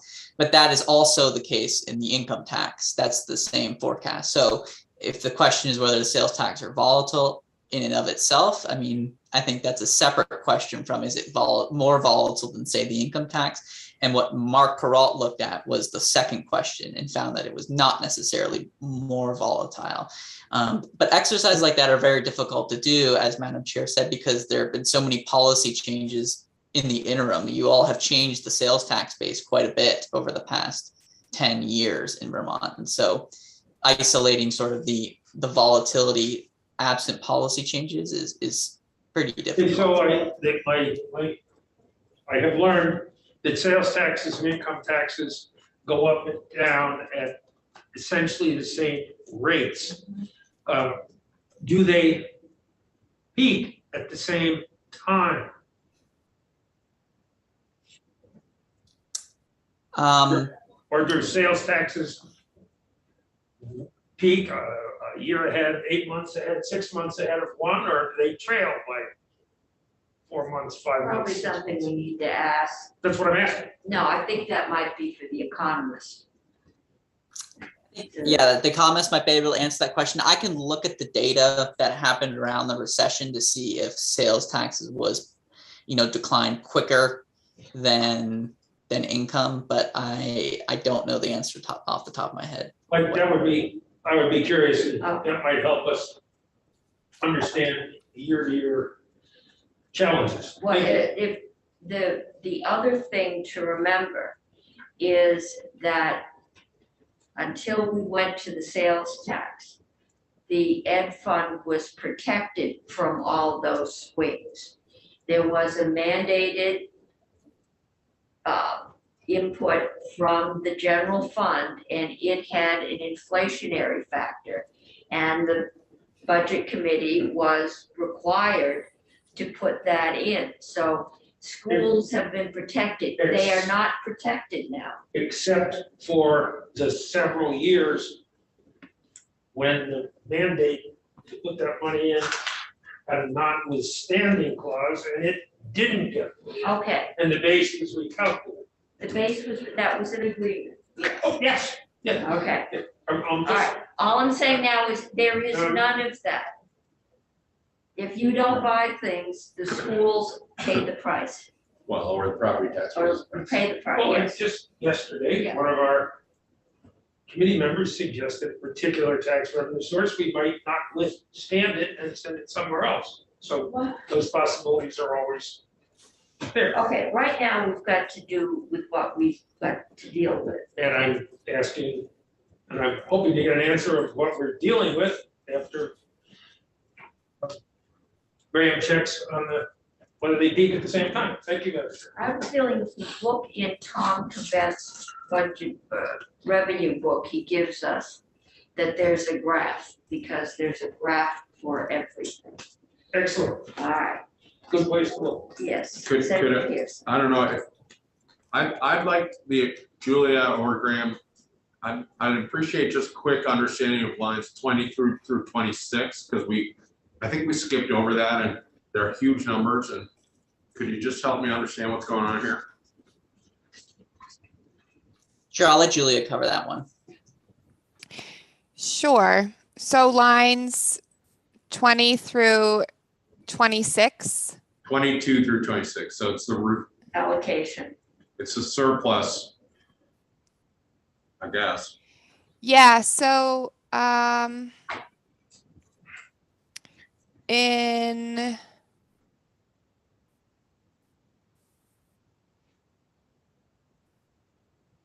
I will have to reference my notes. I will need one minute so I can Okay. talk to these numbers with authority. 1 second. I'm feeling we moved the 56 down, added it to the 28 and came out with a 95 somewhere in there. But what I'm trying to understand is like that 55.3, Yeah, does that mean there's 3 million left, or compared are we, that should be a deficit, yeah. prior We're down year reversion? 58 from 67. And what, is it 67 plus 56? Or, And we're going to have to wrap this up in Okay, well, I 5 can minutes, catch because up. we've got Riley Allen. No, we might want to let Julia, I think we're trying to understand that section, allocations of revenue surplus and deficit. And we can give you some more time to look through your notes.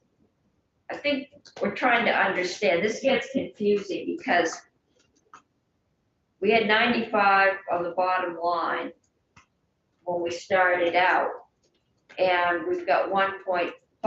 It looks like the House has used that reserve of 95.7 and moved it somewhere else.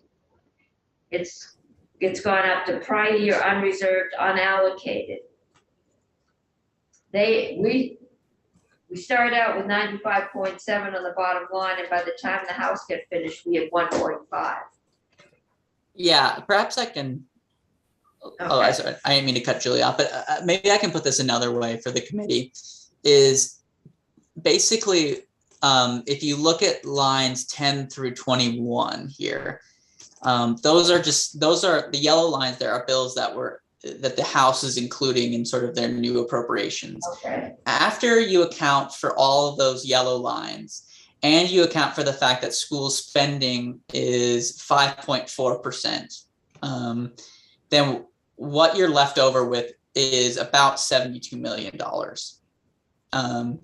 And what the House did with that 72 million is they split it in half. They put 36 on line 32 for school meals as a reserve, and then they put the remaining 36 into tax rates. So to the extent tax rates, okay. Yeah, so to the extent that, I mean, I'm not saying that this is what you all do, but if you agreed with the House's position on everything in lines 10 through 19, you would have $72 million to play with. And that 72 million could be allocated in any way that you want. You could put it towards school meals, you could put it towards Pcbs, you could put it towards tax rates, any number of different things. Okay, or we could put less towards tax rates, fund school meals out of current, and then keeps some, and then fund the, I think what we're trying to figure out is what would it take to fund school meals? Probably out of the tax rate, because that's gonna be ongoing. And what it would take, and if next year they decide it's not ongoing, or the feds come through, then we've got more money to spend next year. Which we may very well need to clean up PCBs. Set up a reserve of some kind for PCBs, Yeah, and then keep the 36 million or 36 plus 1.5, whatever it is, somewhere around 41 million is what we think we're gonna need. But you know, you get it down to $1 million or $2 million, it's decimal dust, right? But we're trying to keep that one-time reserve that we're not at all sure is going, that I think we think came from the stimulus payments and the purchase of durable goods during the pandemic, to use that to fund the PCB cleanup. I think where we're going with this. Yeah. Could you guys remind me, just a rounded number, bless you, Mark, a penny on the tax rate overall, the non-homestead, or the homestead tax rate? What is the amount about? I think it's about, if you want to do a penny on both the average homestead and the average, or in the non-homestead rate, it's about 9.5 million. Not, okay. Mark says 10, rounded up. Wait, no, that can't be right, because if the House put 36 million into it and the average homestead property tax rate dropped that much. the grand list. Oh, the grand list. Yeah, there's other things at play here aside from just putting into the tax Got it, rates. got it. Okay. Yeah. So, Graham, I'm pretty sure Riley Allen is gonna show up at 4 o'clock and we should do his confirmation. So if you can fiddle with those numbers for us and see, you know, what would it look like if we funded school meals? And we might even, if we have to, chisel a couple million off of there. And at the same time, keep a reserve for toxic cleanup. I mean, for PCB testing. I think the testing has been paid. It was paid for in the budget last year. So we need to do the assessment and the cleanup. That was estimated at 41 million. We will double check that. I've always liked to have a contingency when you're dealing in old buildings. and labor and supply chain issues. But see what that might look like for us, what we could do. Can you do that? Sure. Can I just Yeah. say back to what I think I understand here? So basically, if we start with that $72 million construct that I talked about, you would put 41 million in sort of a reserve, similar to how line 32 here does for school meals. And then you would take the $29 million estimate for school meals and put it into sort of the appropriations column here in the ed fund. Yeah. And then what that doesn't add up to 72 million. So would you use the rest to just keep as to put on the bottom line, or would you put it towards tax rates? Well, I think we want to reduce, we want to reduce tax rates. So throw it into reducing tax And rates. how much is that? Where do we get 70, whatever he's saying, 72? I don't quite follow it. So 72 is if you take the 95.7, that's left over from last year. And what happens since last year is school spending first goes up. All right. So that cuts into the 95.7. Okay. And then all the yellow lines you see from line 10 to 21, once you include those items, then you're left with about $72 million to play with. And so what I'm hearing from the chair is you would like to see a scenario where school meals are put in as sort of an ongoing appropriation of about 29 million or so for next year, for fiscal year 23, and then put a additional reserve down for PCB testing and or mitigation of about 41 million. Want to do the whole thing for PCB? Well, I don't know that we're gonna get another. Yeah, I was gonna say. And I'm looking at 703, that's $15 million. Can we reduce that, Michael? How much can that come down? Much as we need. I'm not sure this is where I want to put it. Yeah, but It's not your, it's this. But Michael, it's not your money. It's ed fund. It's It's ed ed fund. fund, it's not your money. Not your money, Michael.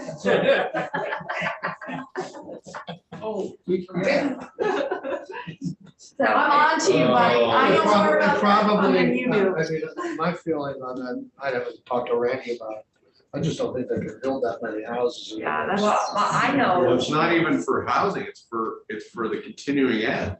That's what it's for, They're but, supposed to build but houses. I guess I should have said, I'm not sure they get enough students, to have enough houses to compare combining houses. Although that would give us reserve, right? Like, yeah, The question is, how do we reserve it?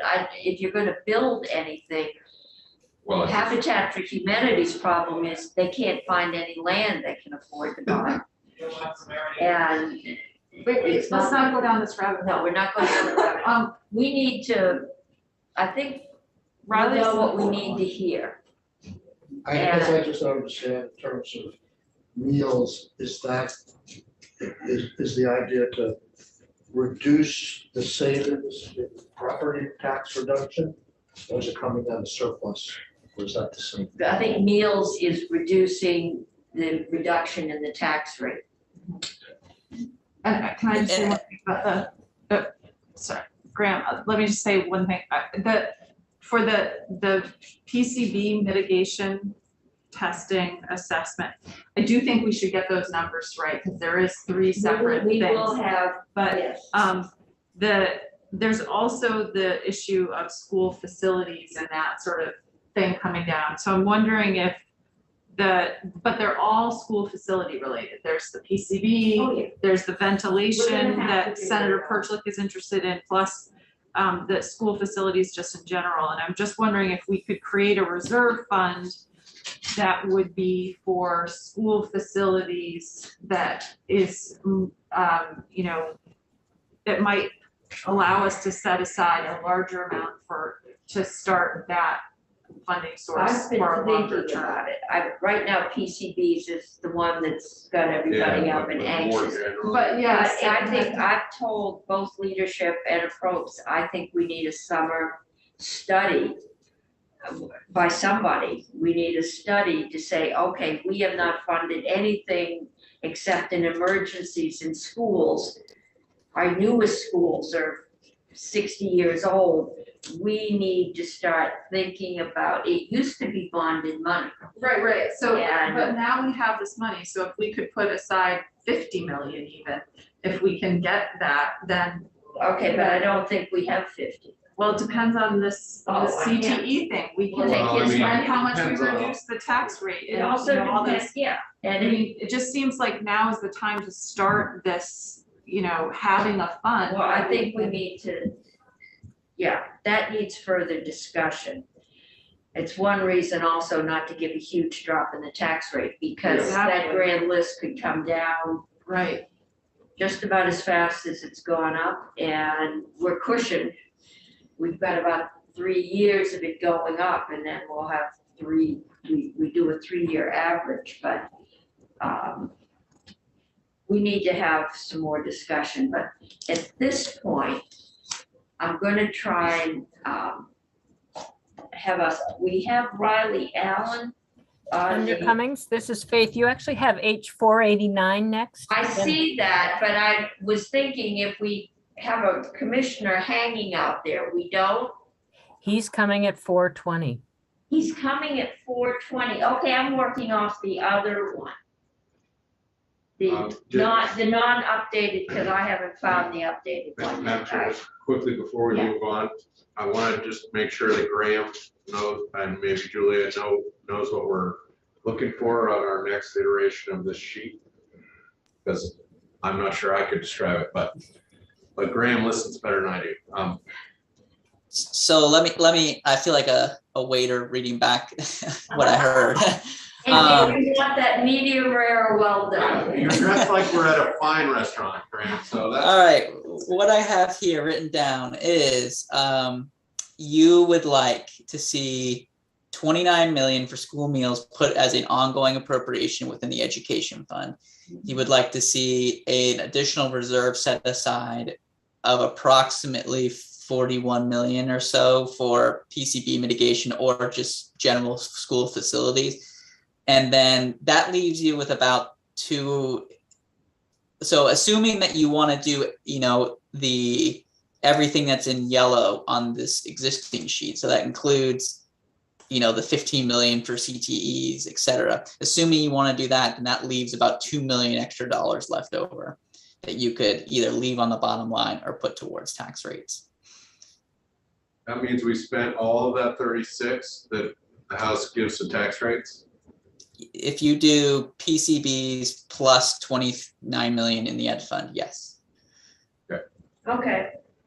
Break us, You might as well look at that. yeah, show us some options. I mean, I think it would be, I'd like to do some kind of a tax decrease. I think 20 cents is a little extreme. If I have to, this keeps coming in, I'd like to walk it down, but we're also gonna have to clean up PCBs, and if we don't pay for it, local school budgets are gonna pay for it, so it's going on the tax rate. can you also send us, or whatever the estimate, the $29 million for school meals, where that, is there a fiscal note, Julia, that you did for that bill that you could? Yes, I'll send that forward to Okay. Faith and the committee. All right, and I have copies here of S-100, which is the bill that is presently in play. So we know what's going on with that. Okay, and I apologize, I have not, since they sent me a whole bunch of stuff. I haven't found the new updated print agenda, so I've been using the old one and just moving it up by a half hour. But We're up to Carvey next. we are up to Jen Carvey and 737, and Jen, you were just 489. 489. 489, that's right. Then we were originally scheduled to go back to 489. Okay, 489, which is our merged market bill. It is now. Yeah. So Jen Carby, Legislative Counsel for the record. This is H489 and it's the miscellaneous provisions affecting health insurance regulation. It's the DFR healthcare housekeeping bill, but you have an amendment to it that would create separate individual and small group health insurance markets for plan year 2023. And that is posted. I can put the language up if you want. It's posted.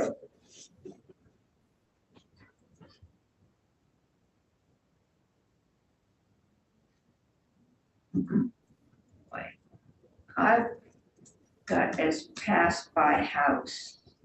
I think there's that, and I think Faith had both. So you should also have draft 1.2 for 2822. No, let me update and see if it shows up. No, yeah, I don't see it. It's there. It's under Jen's. Yeah, I've got it. Okay. It's just the Yeah, I had amendment. to update. It's here. All right.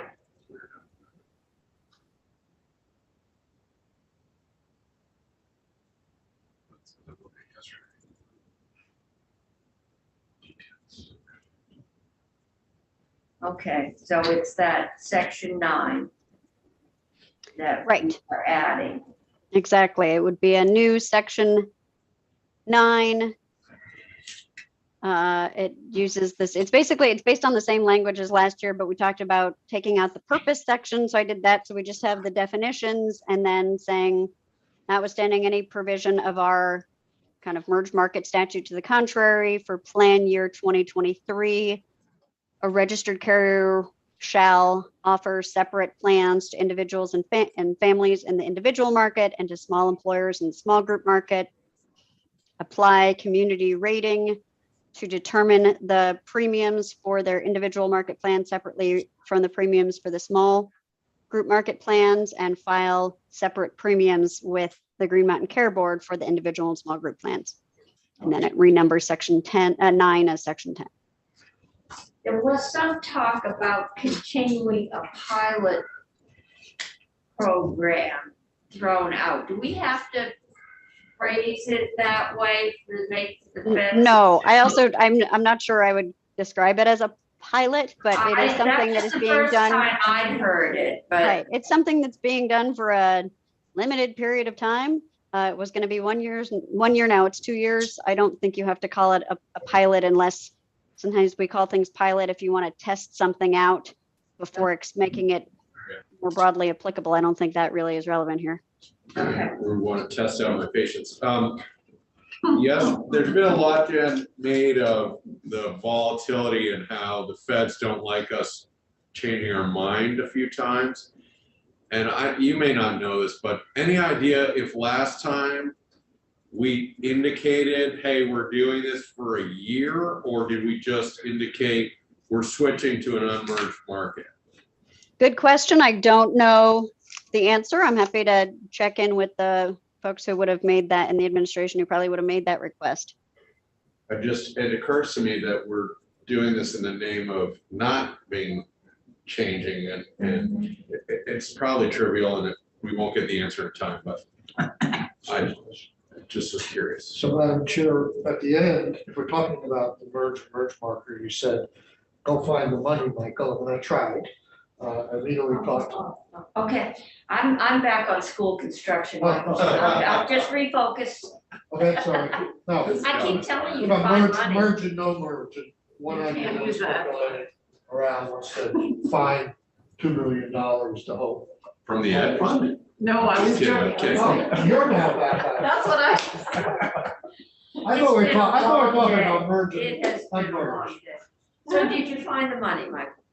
The bottom line is no. But I want to say that I tried. And it's still somewhat. I got emails that told me that there were things that. It take me 2 minutes. Yeah. I went out in the hall and talked to Doug Farnham. I said, can we use ARPA money? And he just said, yes, up to 300% of poverty. And I said, we need to go to 400%. I was wrong. We need for the people above 400%. Yeah. So that was out. And then I tried to pick up on what Chairman Mullin said he says you could do a surtax for $2 million on the business community, they would still save 16 million, and you could hold the farmers there. Jen was researching that with a lot of the players, and she said it's too complicated. The last idea, she said, ask Blue Cross Blue Shield if they'll take it out of their reserves and then build it up into next year's rates. And that's where I am at this point. Okay. No money, but ideas aplenty. Okay. Insurance rates are insurance rates. They're volatile. All right. So actually, Is this the only change we're making to this bill? this is the only So change. far. So far, So far, you want to go back and look at, I don't know, I just skimmed through the bill, I didn't even remember what was in here. this is mostly the federal, No surprise. no surprise billing. It's incorporating the No Surprises Act into our state laws. Yeah. There's also a couple other miscellaneous things in it, but Yep, there's some tightening up of the association and trust plans. Insurance plans. There is taking DFR out of the Green Mountain Care Board bill back report.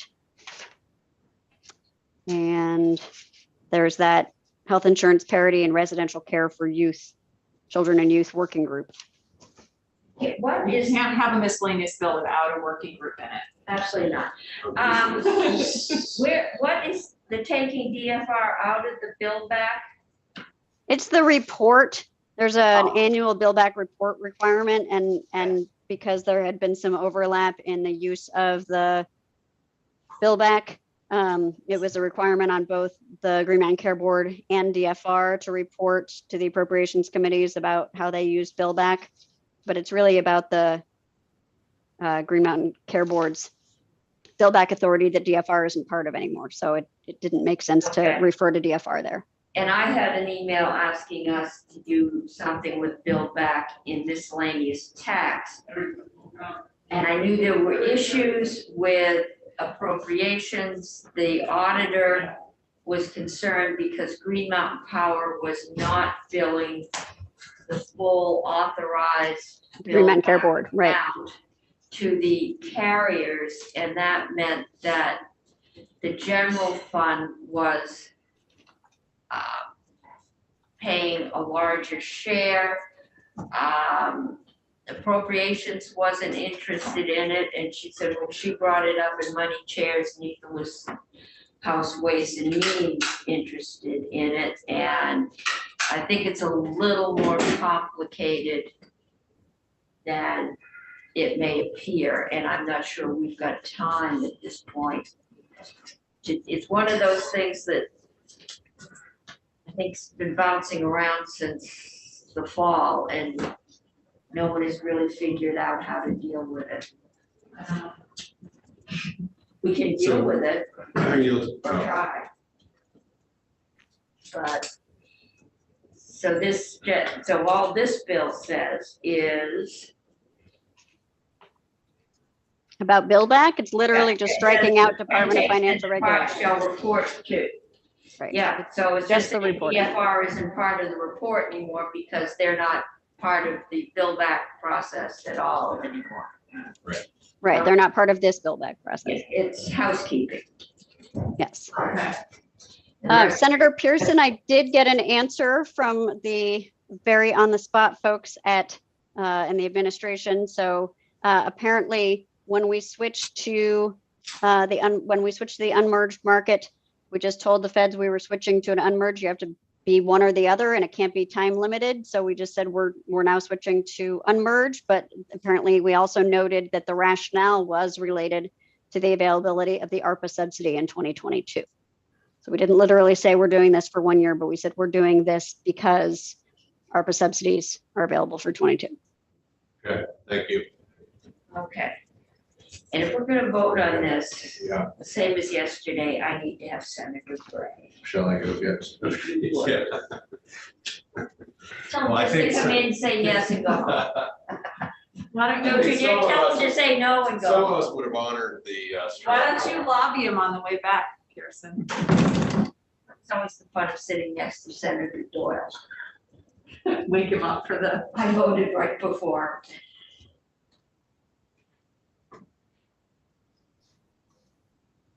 Okay, so we could do this and then Riley. I'm not sure we can do any more today. I hate to ask, are we live? Yeah. He's on his way. I Okay. mean, he went home. Oh, that's too bad. Yes. Okay, Well, it's a good point. So will you be frustrated if I vote against this, but then advance the bill as amended? Because it does sort of reflect Oh. our, or I'm, maybe it I'm, doesn't. It doesn't. people can vote the way they want. No, I understand. Wait, what do you mean? Well, Reflects what? this was not, this reflects what the committee wanted to do, but This is an not what I amendment. want to do. And the motion will be to amend the bill Right.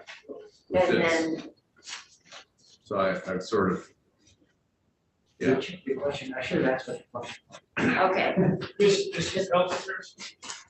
The merge. yes, this is market, the health unmerged insurance markets, the individual and So small. that, I think that's what I'll do. I won't vote for this and then. And then vote to, Okay. yeah. It's actually drafted, if you want to look Yeah. at it, for the amendment. Here, let's see. It is Bill 489, and we are amending, Merge and re-merge. and it Draft is, 1.2.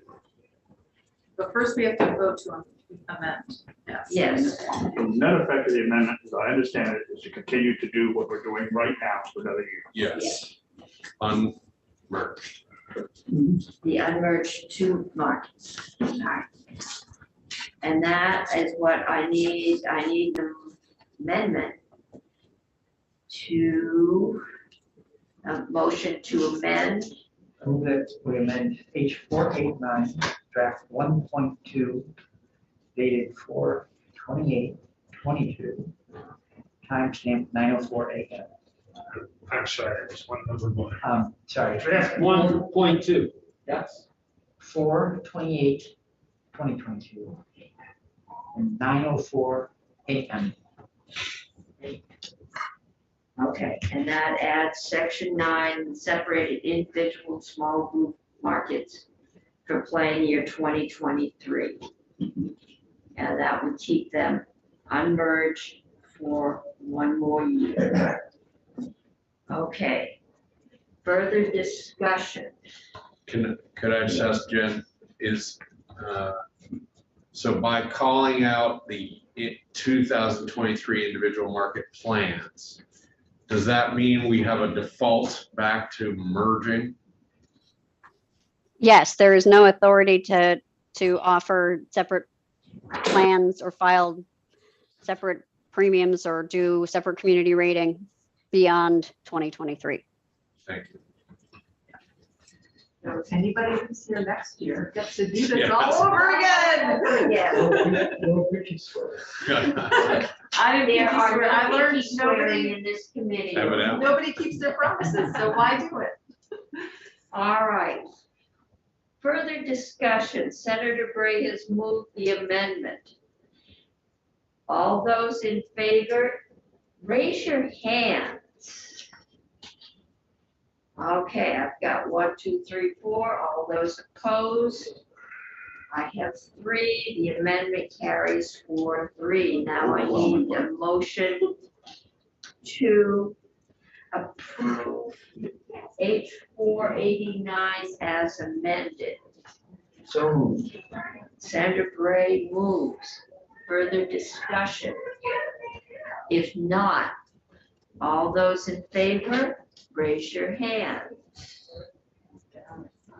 Okay, Senator Siraki, I can't see your hands. All right, I've got 610. 610. Okay, now I need someone to report this. Raise your hand. I think the people who voted for the amendment need to, one of you guys need to report it. Senator Brock, would you like to do this? Not particularly. I'll do it. They're just getting sick of me up there. I have such exciting topics. You did such a wonderful job on insurance. Yeah. amendments. I Yeah, think well, we'll all be tomorrow, grateful just to- remember that when I'm doing reach up for health and welfare. Okay, I'm gonna give all those welfare families more money. All right, thank you, committee, and I think we have Riley. we Thanks, have Jen. Riley, and we need to find a copy of the amendment. You need me to print that?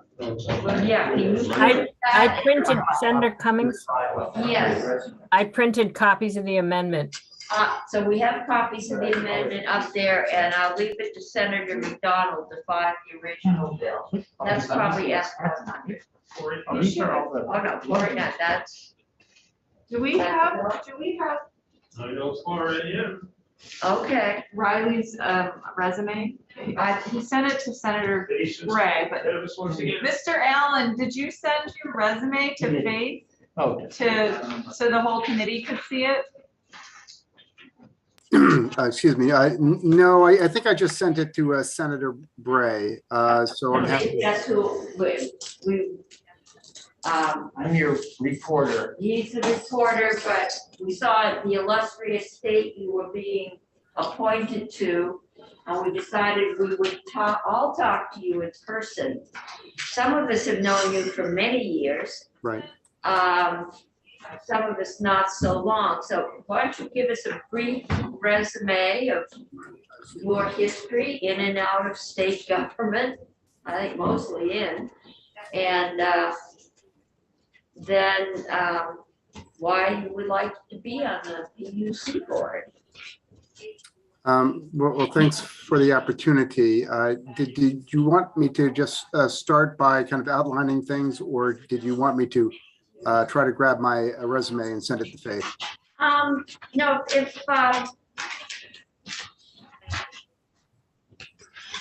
if Senator McDonald was handing me things, I need the original bills. That's in your trust. I think just whatever you're comfortable with, you can just give us a brief oral rundown. Good, that, What happy to do that. So again, for the record, my name is Riley Allen. I've been received the appointment from Governor Scott in May of 2021 to be a side member of the Public Utility Commission. And I'm here seeking confirmation of that appointment. And I'll just summarize my background. Largely, as the chair had noted, it's been in state government. There have been some periods of time where I've gone off and done some work for sort of consulting outfits and doing work overseas, assisting regulatory bodies in other countries. But back in about 1987, I first came to work for the Department of Public Service. I've actually had now 3 tours of duty with the Department of Public Service, and this would be my 3rd tour of duty, if you will, with the Public Utility Commission. I was twice, 2 times prior, I was a hearing officer and senior advisor to the Public Utility Commission. So I've been on essentially both sides of the regulatory scene the economic regulatory scene in Vermont these past 3 decades or so that I've been working. I took some time in the late 1990s, was embedded with a telecommunications regulator in South Africa. I did that for a 1-year period. I was there essentially advising the equivalent of their policy shop there.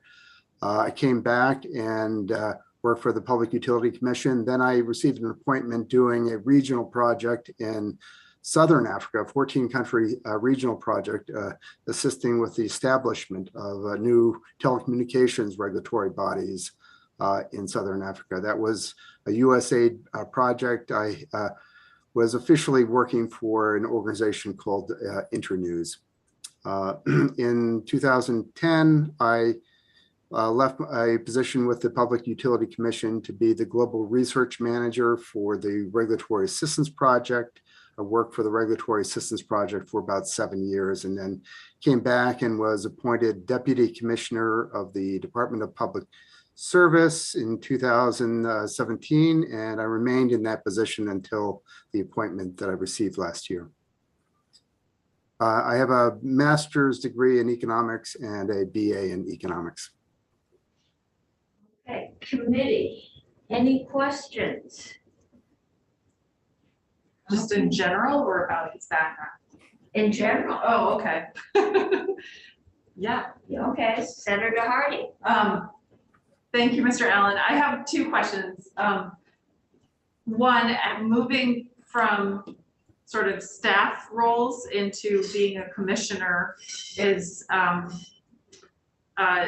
sort of different perspective, and I'm wondering how you see that transition and your perspective, even though I guess you made the transition a year ago. That's how things go, I suppose, with our delay here, but how you see that transition and your different role and how you approach your role differently as a commissioner versus a staff member. And then second of all, what you see as your vision for how you would approach your work at the PUC, and particularly as we are sending you, or possibly, hopefully, some pretty significant work that we debated on the floor today. So I don't expect you to weigh in on that policy, but just sort of like your vision for the work and how you see your role and our policy role in relationship to the work you would do on the PUC. Does that make sense? I don't know. I'll take a stab at trying to respond to that. I'll start by responding to the difference in roles. I think there is a difference, and it is not something that I kind of easily transition from the staff position to, kind of a senior leadership position. I did that really when I worked for the Department of Public Service 5 years ago. So I kind of made that transition. I was, right there with the commissioner as her deputy, and I helped to kind of lead and shape policy for the Department of Public Service and guide the administration on matters that are of concern to the administration and to the legislature as a senior member of the Department of Public Service. And I'm continuing in that path. I have to say that there is certainly part of me that has a certain connection to the staff role and responsibilities, and I have a level of empathy to and toward the heavy lifting that goes on by staff. But I think my focus is on the challenges ahead, and I try to take that earnestly as a leader of the organization and trying to shepherd it in the directions that it needs to go, and moving away from areas that are not quite as present as they have been in the past, but I believe really continue on. But I think I come in really kind of leveraging my staff role to inform I think a very high level vision for what needs to be done at the commission and the challenges ahead. So I hope that was fairly responsive to your first question. Yep. In terms of the vision for the work of the Public Utility Commission, I think, the challenges that are associated with both affordability of utility services, the expansion of broadband, and the climate reduction or greenhouse gas reduction challenges are kind of foremost in my mind. In doing that in a way,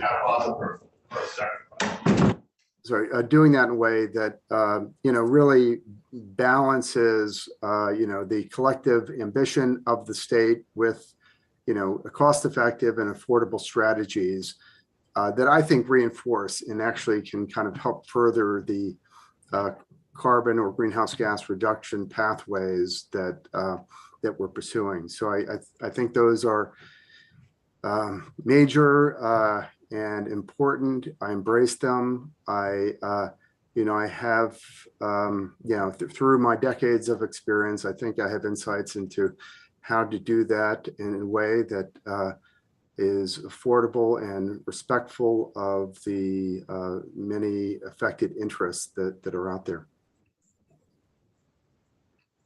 Okay, Senator Saraki. One question. Thank you very much. You made mention in your remarks that you feel like you've been on both sides of the equation. Seems to me like there's more than two sides to this equation here in terms of the PUC. Unless you equate directly the PSD with consumers. I mean, they seem to have a bigger audience than just consumers. They have other stakeholders. And I'm just wondering if you could elaborate as whether you think there's really just two sides on issues that come before the Public Utility Commission, the PUC. Yeah, Ian, thanks for the question. No, I really don't. I mean, the Department of Public Service is the planning body. They have substantial expertise in energy broadly, telecommunications broadly, and utility matters that are of concern to any economic regulator. But there are many constituencies out there that can't really kind of effectively be represented fully by just one public advocate that is active before the Public Utility Commission. And there's a long list, including the development community for renewables, advocates for clean energy and affordability connected to energy efficiency. The AARP has often been an effective voice in representing especially the lower income interests and those on fixed incomes. And then there's the business community that has been, at times active, and of course the utilities and all of the new participants in the utility arena, including the developers of storage and renewable energy, and I could go on. But even upstream, we have ISO New England that can sometimes participate in our proceedings and have a voice and need to message with the Public Utility Commission, and for that matter. Thank you. Okay, other questions? Okay, thank you, Riley, for being willing to take some time with us. Good luck in your new profession or new position. Okay. Okay. Thank you. Should I leave, Madam Chair? Yeah, I think that's normal process. Okay, very good. Okay, Thank you. we'll see you. Thank Bye-bye. you. Goodbye. Committee, what's your pleasure? Senator Gray. I move confirmation of Riley Allen to the Public Utility Commission as a, like a side commissioner. Which was interesting. I never heard that term before. A side commissioner? Well, Like there's a side judge. As a chair. There's three commissioners, one is chair, so. Like a side judge. Anyway, I move that we recommend confirmation of Riley Allen as a commissioner on the Public Utility Commission. Okay, so further discussion. If not, all those in favor say aye. Aye. Opposed say no. I'm gonna hold that vote open for Senator Pearson, because if we do have to report it on the floor, I'd like to have it unanimous. Yeah. on your way down to your committee room, Senator, you can be sitting, tell them to come back. We're done. We're done. If you. I'll hold this, Madam Chair, does it equate? Ending live stream now. Yes.